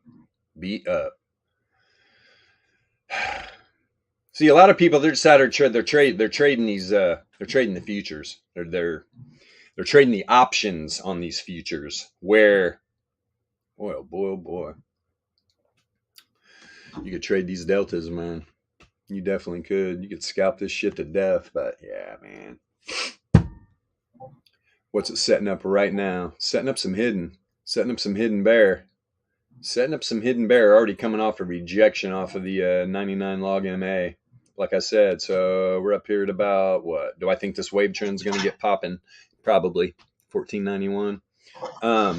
It's right at the reverse fissure right now, and it has checked back up on the bottom power mean. Remember, this thing can reject and then bounce off the power mean to the downside, continue down, bounce, right? Just rejecting, not bounce, rejecting off of the power mean band, just like it can find support on it on the way up. That and the wave trend. So let's see. Definitely setting up hidden from way back here too. I mean, so you got 1, 2, 3, 4 stabs of hidden. That's on the daily. Let's look on the 5-day. Where's this thing at? Ooh. We all know what this is. It's a rolling hill of death. And it's perfect too, man. You just get up to the top side of the power mean band. Why didn't the data set get out here? Because the returns are mean reverting on a lot of different time frames into the power mean band. Literally, this candle tried to go outside, pulled right back up. We are literally right at the reverse wave trend on the 5-day right now.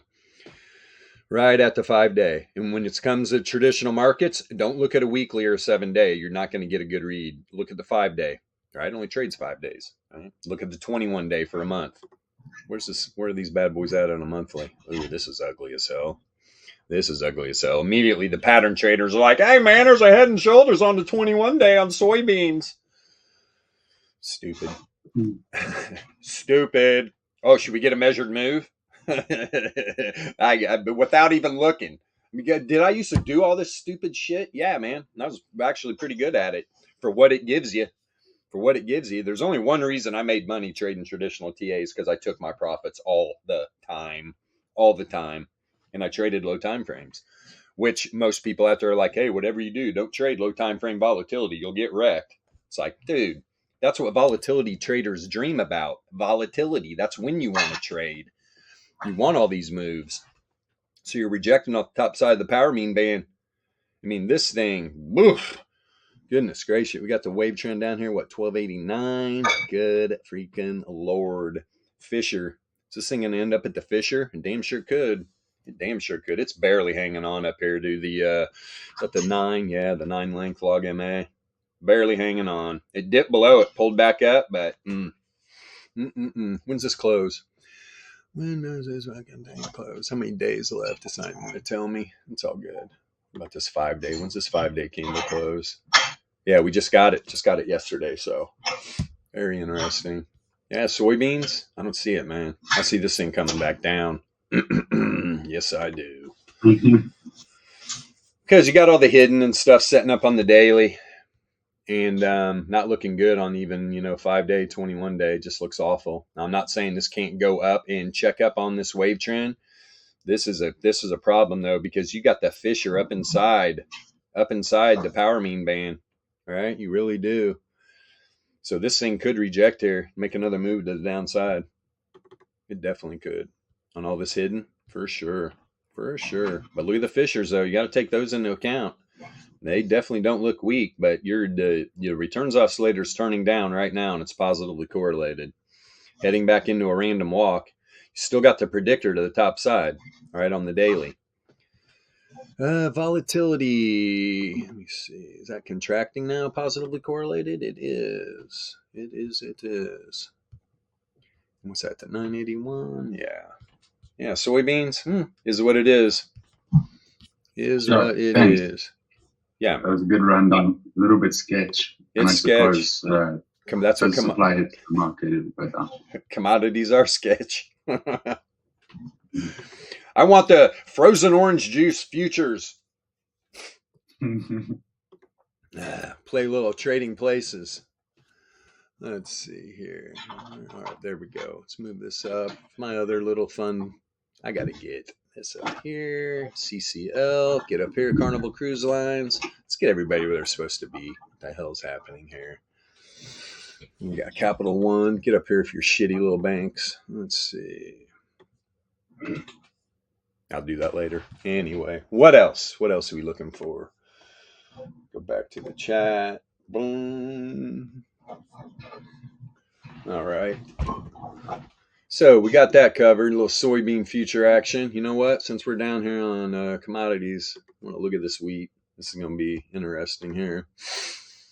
Yabba dabba do. There was my first entry right there. Remember, I was talking about this. I was like, look, wheat's probably going to pump. Did it? Yeah. Did it pull back and just wreck people that didn't take their trades? Yeah. Now look at data set. This is why you have to know what's happening with the VEPS, man. And look, you're outside the power mean band. Did it go back to the wave trend here? No. Is it now? Yeah. Yep, it sure is. And local, from that data set right there, there's no div. There is no div. No hidden bear, no bear. Now from back here, setting up just a tiny, I mean, it's barely setting up a little. It's actually weak bear, if anything. I don't play that game. especially when you got all the fissures to the top side. You got the Z-score with this bull div, and you got the Z-score showing bull div. No wonder this thing popped. No wonder this thing popped. It wasn't on the returns oscillator, right? But look, where was it? Fissures, right? All the fissures, bull div on all 4 lengths of fissures, bull div on the Z-score log returns. No bull div on the returns oscillator. Bull div on the DLP. Right? The only thing that was missing here was the returns oscillator. You got 3 out of 4. This is why this chart, and that's why the guy earlier was like, is all this necessary? And it's like, it's absolutely necessary if you understand what we're doing. If you don't understand what we're doing, it's probably not necessary, and you can move along and go back to the RSI. I mean, I'm not going to sugarcoat anything. This is not for everybody. Why? Because everybody wants this instant gratification these days. Instant. If I don't get profits immediately, if I don't understand what you're doing in 15 minutes, I'm going back to the old way. Well, good luck with your old way. Just like he said, good luck to me. No, sir. Good luck to you, my friend. We don't need luck. This is not built on luck, right? What is this all built on? Math, probabilities. There's no luck there. All right. This is what the entire freaking cosmos is built upon. Mathematics. Okay. Little alien jizz in here and there. You know, that's what we do. Gotta watch out for them aliens. Don't want to get probed up. Let's see here. Since it's the new fad, people are just so confused, so gaslighted. Hey, newsflash. It's our technology. If you don't understand that there has been and there is a breakaway civilization since literally World War II, but you get gaslighted to think that we're being invaded by aliens. This thing went off the rails, didn't it? It's our technology, right? It's our technology. Don't think it's not. The real extraterrestrials, the orbs, those are the real ETs, not these flying machines. You think an advanced civilization, millions of years, is going to be flying around in a fucking metal ship? No. That's my opinion.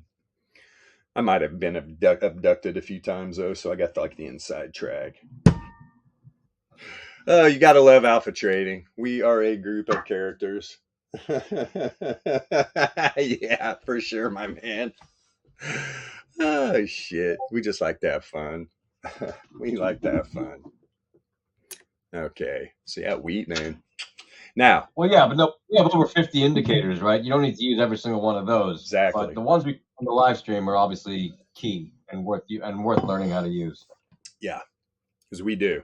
Alpha trading. Yeah, I mean, you don't necessarily need to use all 50 of the indicators that we have. A lot of people, or most people, probably don't. But the ones that we show on the live stream, there's a reason we show them on the live stream. Yeah, we got a lot of indicators as you see me scrolling through all these things, right? I mean, dude. And this has all been done in under 2 years, probably, with guys that literally have full-time jobs, right? This isn't their full-time job, coding and developing indicators for alpha trading, right? This is just a group of 6 guys who got together and we all fill a perfect role, right? Everybody's doing their thing. And we all know, and we've looked at it a few times, like, God, could this have been any more perfect, the group that we got pulled together? Everybody had their own little power niche, right?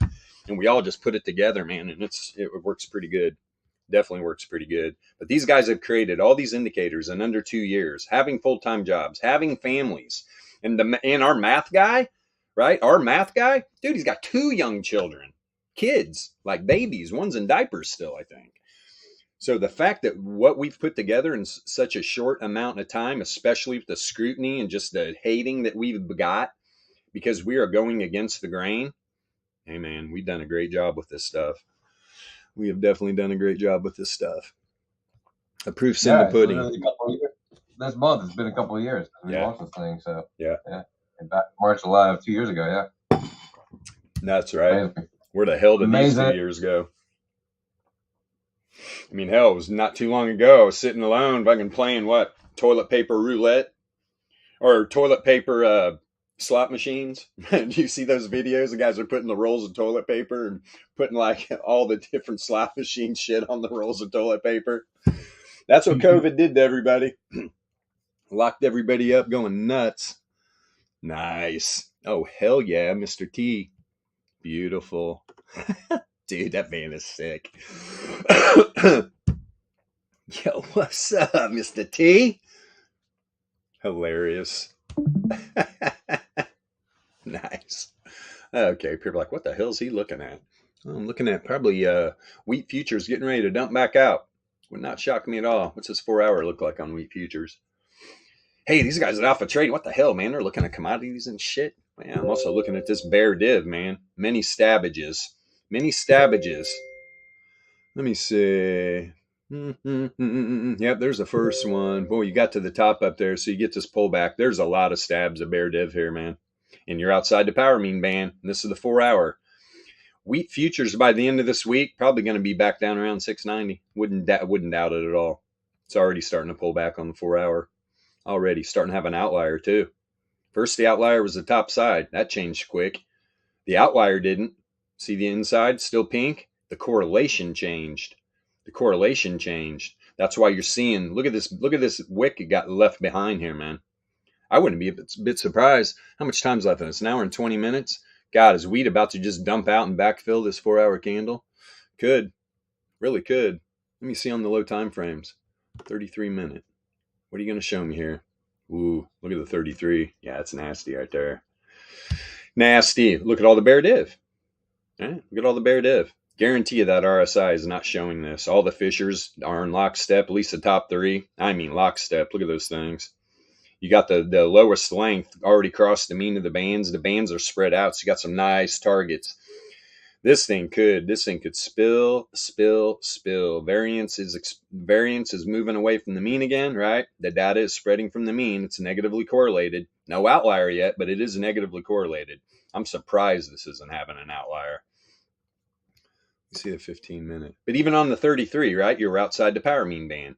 So where are we checking up the wave trend on the 15 minute yet? Look at all the bear div, right? To bring this thing down. Boom, boom, boom, boom, boom. Where I should have just left that shitter on my chart, but well, let's take a peek. I'm not saying it doesn't ever show div. I'm just saying most of the time you are not going to see the divergence, man, on the RSI. Just not going to happen. And look, well, that's on. Hold on there. We got to switch it up so nobody thinks I'm dicking around using different lengths. Let's put it on a 7. There we go. So you got the data set going up. Look at the returns oscillator, all lower lows, right? All lower lows. Did the RSI show any bear div? Right here at the top, it showed a little bit, right? Right here at the top. Well, we know it's been building. It's been building. And then right when you get the rejection off the zero mean, down we go. Is it correlated to price action? It sure was. No brainer trade.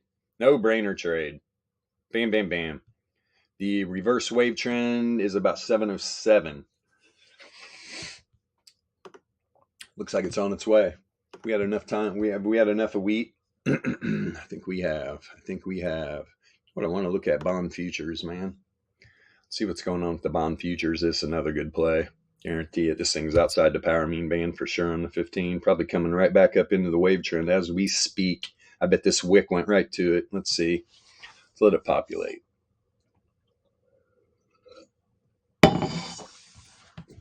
Come on, you. Nah, close. Still trying. It actually hasn't closed the candle above the reverse fissure yet. Hasn't closed the candle. But is it probably going to pop up here? So it's really trying hard. It is trying hard. I mean, you are literally above the fissure, or you're right at the fissure right now. Yeah, look. It got up above it, right? First, immediately. Oh, wait a minute. Oh, look at that little pumpy-roo. Yeah, this thing's nuts right now. This is interesting. Yeah, this is probably going to go up 129, 130 area. Test up on this wave trend. It's a little on the struggle bus down here on the 15. Where's the 33 at? Let's see here. Probably bottom side of the power mean band. Would imagine. I was a little off on that last read, but probably setting up some hidden, maybe. If it is, it's not going to make it up there. It might reject off the bottom of the power mean band. And I have noticed, like, TradingView struggles with the 33-minute time frame. Sometimes I'll have like 3 or 4 indicators that won't populate. You got to keep reloading. It just, I don't know, man, throws it out of whack for some reason. Yeah, it does. RSI is ugly. Come on, UPM, populate. There we go. Whew, man, that is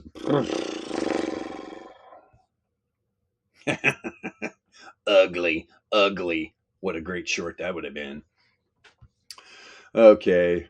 So yeah, this thing's got some work to do. I mean, definitely looking like it's going to move up here.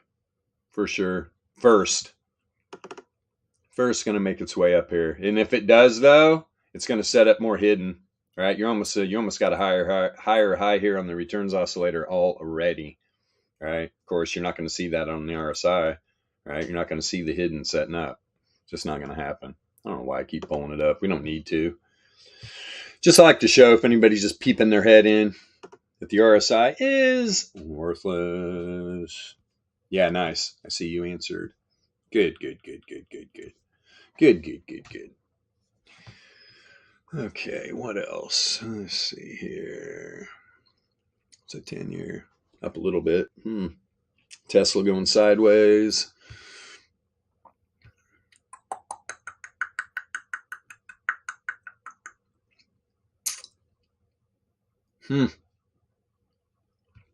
Natural gas is a natural disaster is what it is. That's why only degens trade it. Yeah, markets are pretty, I mean, you got VIX. Look, VIX has dropped down below 20 again. Intraday is down under 24 now. If you understand volatility, you understand these markets could freaking just pump, man. They could pump. Let me actually get back on.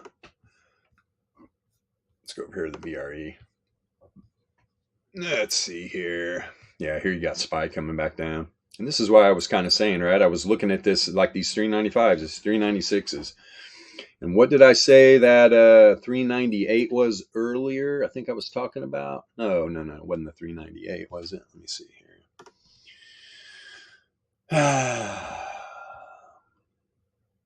Yeah, it was the 3, or was it the 390? No, it was the 398. Yeah, it was worth like 50. What was it? 52 cents or something. Now it's right at about 61 cents. So 398. And it's probably up here at that first, second resistance level. Yeah, if that thing were to get down here, boom, I'm taking my profit. I mean, you're already sitting in a little bit right now. But yeah, you need to move. You need to move down in here, right? Because what's happening to that premium you bought on these intradays? They are decaying by the second. Not by the minute, by the second. These things are decaying. Oh, really? Let's see.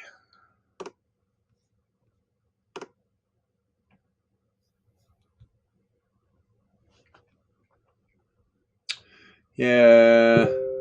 And even on here, let me put on the 15. Yeah, it's right there. It's still under 20. Still under 20. 19.9. What it gap down to? 19.3. Let's see what's happening here. You need divs. Yeah.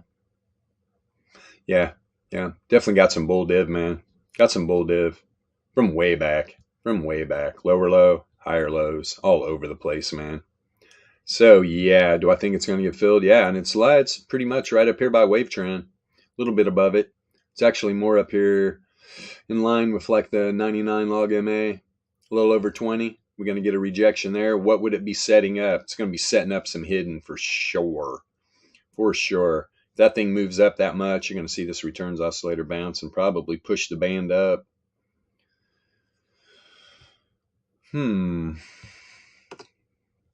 it's actually, when I look at this type of stuff, it's like, are they real gaps? They are, but is when daily, weekly, and monthly volatility ranges do not get tested. Those are real volatility gaps. What is going on here? Man. Oof. Where are all these messages coming from? Holy shit, I'm getting bombarded. It's the Dow.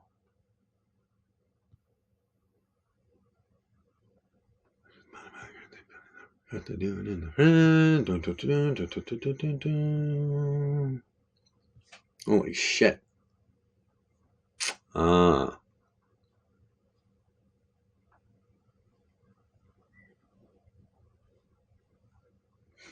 Okay, I'll deal with that when I'm done here. Time is it? 10:45? Yeah, we're almost, God, man, time flies when you're having fun. Time flies when you're talking about volatility. Time freaking flies. Get off that VIX here. Yeah, this thing's looking, What? You know what? Let's look at these SPY minis, man. Got a 15-minute run overnight, man. Look at that run. That was in the end of last day and today. That thing just boogied. Boogie Central. Turning up with what? Hidden. Yeah. No. Actually, from up here, yes. If the minis turn up here, yeah, but you can see what's happening, right? Coming down. Test this wave trend. I see a bounce here. Now, will that be on any div? At that point, it'll be blown out. There will be no div. It's right now. Right now, from this point right here, when it was on top of the zero mean, you got a lower low, right? You got a higher low right here. Let's see how much. Yeah, it's always more than you think. You got to expand. And it could find support here on the 33. Let's see where this 15-minute candle closes. See if it pulls back up and closes like up around 40.35. 40.35, boy, it's trying right now, isn't it? Go, you little sucker. Actually, it's up here at about, 40.35. See if it pulls up. Closes that 15-minute candle above. Then it could kick up on some hidden bull. What's this 4-hour look like? I'm running. Look at all this volatility, man. It's beautiful. Beautiful, beautiful, beautiful. Beautiful, beautiful. A lot of people would be like, man, this thing's trending up and down, trending up and down, trending up and down. No, sir, it trends and it randomly walks. And there's more random walk than there is trend. Always. Always going to be more random walk than trend. Now, the lower time frames you go, that's going to skew a little more, right? You're going to get closer to 50-50, actually, the lower time frames you go, right? Because it's easier. It's easier to trend on these low time frames. When you're talking about daily, weekly, man, there's a lot more randomly walk. There's a lot more assets that are randomly walking through the distribution. And you're outside again on the micros. It's a party. It's a party, man. Top side of the band, 40.15. But like I said, man, this thing can run. But at some point, you're going to come down, you're going to test the wave trend, test the Fisher, test the power mean band. And you look at this, oh my God, look at all the noise. This is a volatility trader's wet dream. You want a lot of noise. You want to know what's going on with the volatility. You want to know if the data set's trending or in a random walk. You want to know what the variance is doing. Right? The returns oscillator, the breaks in correlation on the volatility, on and on and on. So much to learn. So much to learn. Yeah, the 398's up to 70 cents now. Makes sense. It's trying to push. Get this baby back on SPY.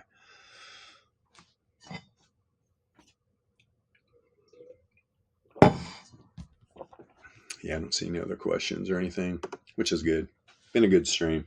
If you're watching live, again, hit the rocket icon on TradingView. For sure. Especially everybody that's watching. If you have a TradingView account, just go into that stream real quick. You don't have to watch it. Just hit the rocket icon. Hit the rocket icon. In my estimation, we should be having almost like 20 a day. Almost like 20 a day. Yeah, that's right, Warlord. But then, I go and I look and there's like 5, 6 at the end of the day. And hell, there was like 10 people in the chat. We got 6 founders. It's just like, come on, people. They're only going to take a second. It'll help. Because this is what we're trying to do, is get this info out to these people that are literally using TradingView as a platform. Right? We're trying to peel their ass away from traditional TA. No agenda, right? We don't charge people to teach them this stuff. Obviously, our indicators after the free trial, they definitely have a price to them, but it is like, we undervalue them. People have lost enough money. We're not trying to take people's money, right? Obviously, we have to charge for these at some point, but compared to what other people are charging for worthless traditional TA indicators, There's a clown out there. I say clown with clown charging like $300 a month for a worthless stochastic multi-time frame indicator. There's another clown out there likes to wear a mask and hide from everybody. So when he gets you wrecked or steals your money, you can't find him. He has built an indicator that's the only thing it's wave trend. It's regular wave trend in area form, right? Like this, in area form with some bells and whistles. And there's literally people. This indicator is showing historical levels and blah, blah, blah. No, it's not. It's not showing anything, you scammer. Everybody knows who I'm talking about. Give me a break. Who's that? Hiya! So, yeah, man. Who's that? Who else wears them? Yeah. Funny. I just saw it in the chat. Funny. Boys say yeehaw, and ninjas say hiya. Hiya. Hiya, yeehaw. Yeah, so that's once. See, the power mean band has got to get above the Fisher here on the 4 hour on SPY, because what's it doing right now? It's gonna reject off the Fisher and come back down into the power mean band. Tried to gap up to it this morning. Is what you need. You need this power mean band to break bullish, right? Start working its way through this Fisher, and then we can get back to this party, right? Something like this. That's exactly what I'm talking about. As soon as that wave trend broke back up above, or as soon as the wave trend, or actually as soon as the power mean band breaks up back above, boom, there you go. We're off to the races. But then eventually, right, the pullback, wow, you're outside the power mean band. It definitely came back, tested it, but then it got stuck behind, made one more effort, but rejected right on the top side, right? The returns mean reverted all the way to the 33. The 33 was flipping bearish right where it went to test. Then it dumps out to the bottom side of the power mean band, right back to the wave trend.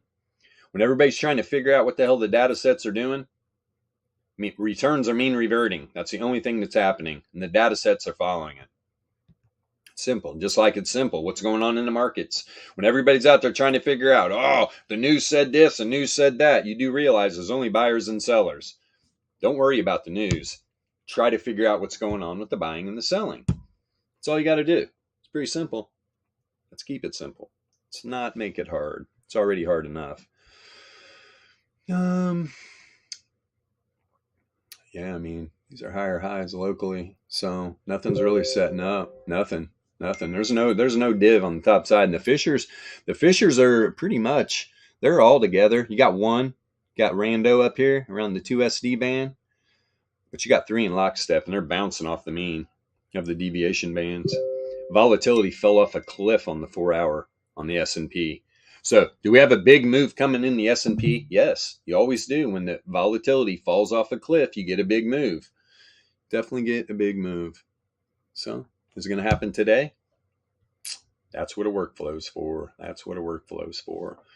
You need to be able to recognize that and be able to get your entries down here, right? And then take your profits.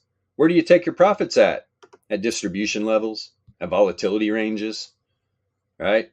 If I'm short right now, first area I'm looking for is probably top side of the 68.3, all right? Down here, 397 area. And I'm going to front run that a little bit, all right? That's why I front ran, and I would have bought the 388. And I would have bought that 388 put. Or 398, my bad. 398 put. That's what? Yeah, it's just hovering right there. That's why, man. As this thing moves down, just like I just said, this premium is decaying by the second. That's why it's a battle. You're battling time. That's why options are made to sell. It's a no-brainer, right? You want to take advantage of that decay. But yeah, totally different when you're buying. When you're buying premium, you got to get that profit and get it quick. Now, obviously, if you're getting into future expirations, out 45 days, out 60 days, which I would never go over 60, but you got time, right? But that's the thing. I've been in like the first 2 lift trades I was in this year. I was out 45 days on expiration. I literally closed the trade both times within a week because lift pumped up. I got about 50% into profit, took it. Yep.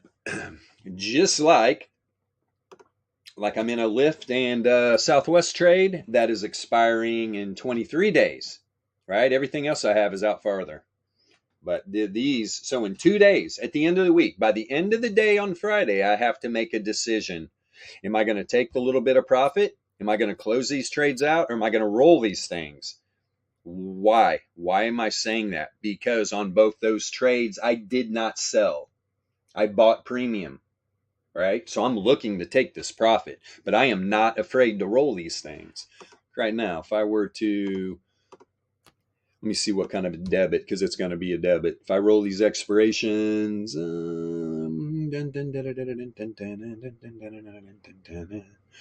let's see here. What would I want to go out? Probably April 19th. Or no, May 19th. That's 51 days out. That would be perfect, and that's probably what I'll be doing. It's a little bit of a debit, not that much. Okay, what about Lyft? Let's see, Lyft. What if I were going to roll you out? Let's see, roll those expirations. Yep, same. Just a little bit of a debit, which is fine, right? A little bit of a debit. So what's that mean? You're buying there's just the premiums a little higher out there, right? You're just going to have to buy a little bit more. So say you're selling that call. So say you're selling that call instead of buying that put up there. Then you're looking for a debit. Thought process? Yeah, I mean, just what's your thought process on that? Is it just, I mean, you're looking for the decay, correct? Yeah, 100%. And that's why usually when you roll, if you're selling and you roll, you're looking for more of a debit, right? You're looking to collect more of a debit. But in the main reason why I bought premium had everything to do with volatility percentile, because what I was seeing on volatility percentile on both of them was that the move is going to come from volatility expansion, meaning we're probably going to get a move to the top side quick. That way I don't have to worry about that decay. I'm going to take my profit, right? But now I've been in this trade for these trades for over 2 weeks now, 3 weeks. I'm in a little bit of profit on both of them. Not as much as I wanted. So chances are I'm probably going to roll these positions. But even rolling, right? I mean, we're all still learning. It's not like I'm just doing this by myself. I mean, there's people that I talk to, right, to help me out with this, because options are tricky, man. Holy crap. Especially selling. Selling options is real tricky. On top of, you need to have talk to that rolling your position. Yeah. When I'm making like any adjustments to my options trades, I'm definitely making sure I'm doing it right. I don't want to wreck myself, even though, I can exit that position or whatever. I can definitely clean it up, but I just don't want to make, I'm trying not to make roll though.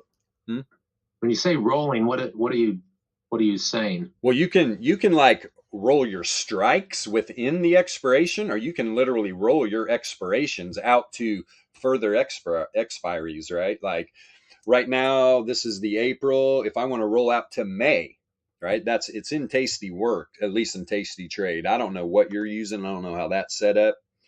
But when you highlight the leg, right, you right click, it gives you all kinds. You can close the position. You can close the position in a certain amount of profit. And then you got quick roll, right? You can roll the expirations, you can roll the strikes, and it'll even give you an analysis. The Tasty Trade platform is pretty cool. They give you a lot of information to work with. And I listen to those guys a lot. They've been trading options for literally decades. Literally, I mean, these guys literally are on the floor years ago. At least Tom and Tony. I mean, these guys they're getting close to 70, I believe, at this point.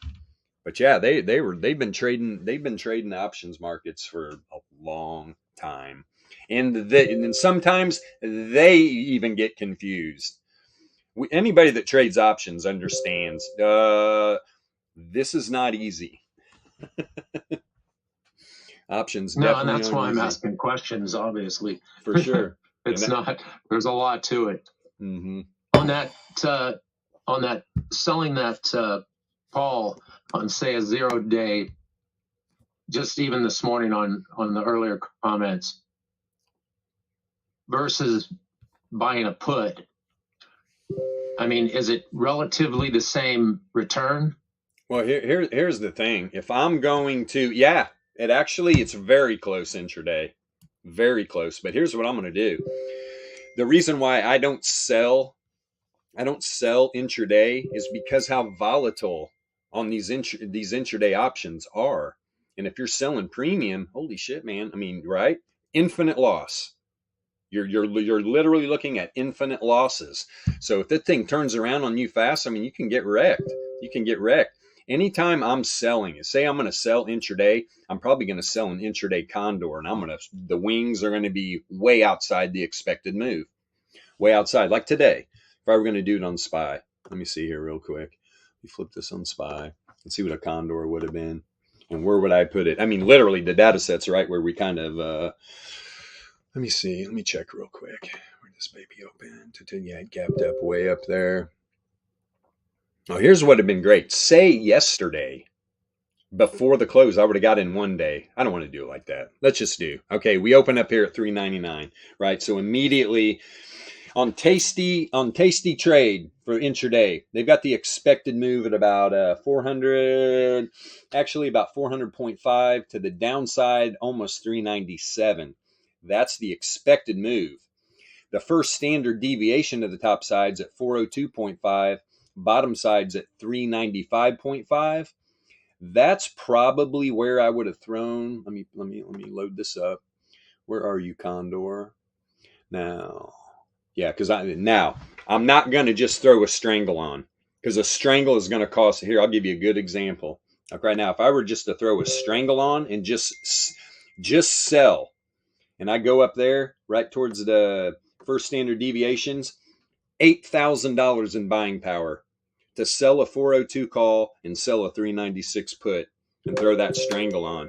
But now if I'm going to do the same thing, but I'm going to do an iron condor, which that's all iron condor is you're just buying the wings, right? So I'm going to push out to where I was with the strangle.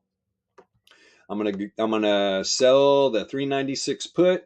I'm going to sell the 402 call, but then I'm going to buy the 405 call, and I'm going to buy the 393 put. And so if the bottom put I sold is at 396, and I'm going to buy the 393, and the call I sold is the 402, and I'm buying the 405, that's a 3-point spread. That the wings are 3 points apart. That's a 3-point iron condor. And so what I'm looking for is probably like $1.50 credit, right? If I'm 3 points, I'm going to look for about 50% of that. Well, intraday right now, dude, it's only a quarter. So I'm not throwing that on. That's literally telling you right there. It's, at $25. $25 is going to be your max profit, man. For a max loss at 275.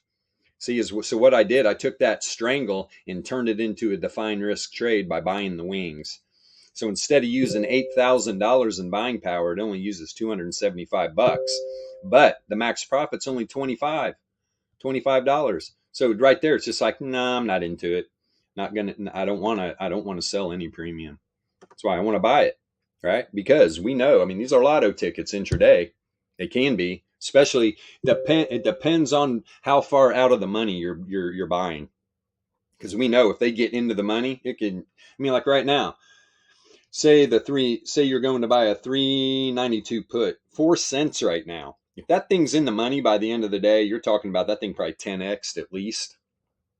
So yeah, but I'm not going to wait till the end of the day, because you're probably going to be more in profit throughout that move before that premium is really starting to decay. So I try to get in and out as fast as possible. If there's an initial quick move, I'm going to just take the profit. Woo! Great trading day. Especially like if I'm 5 lots or 10. I'm never going to go 10 probably. When you're talking 1,000 shares of stock, you are playing with fire. You talk about leverage. So 5 is probably my max. 5 lots. You're literally trading 500 shares of SPY. 500 shares. So it's there. A lot of people don't like to go over 1 lot, but if I see a move that's just sticking out and this is definitely going to happen, I'll probably go up to 5. But usually I'm just going to spread that risk around, trade 1 lots here and there all over. What is happening shit, I'm just getting blown up. Jesus. Hold on. Good fucking Lord. These guys are just... Okay, I'm going to have to read this in a little while. That's insanity. We're about to wrap up anyway. It's past 11.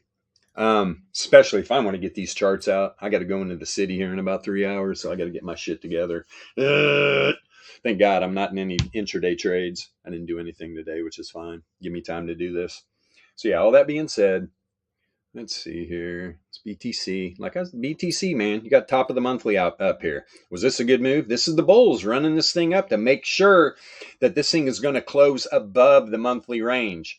So don't be surprised if you see these bears push a little bit here, right? Because we already did that. We tried to find where the new monthly range was.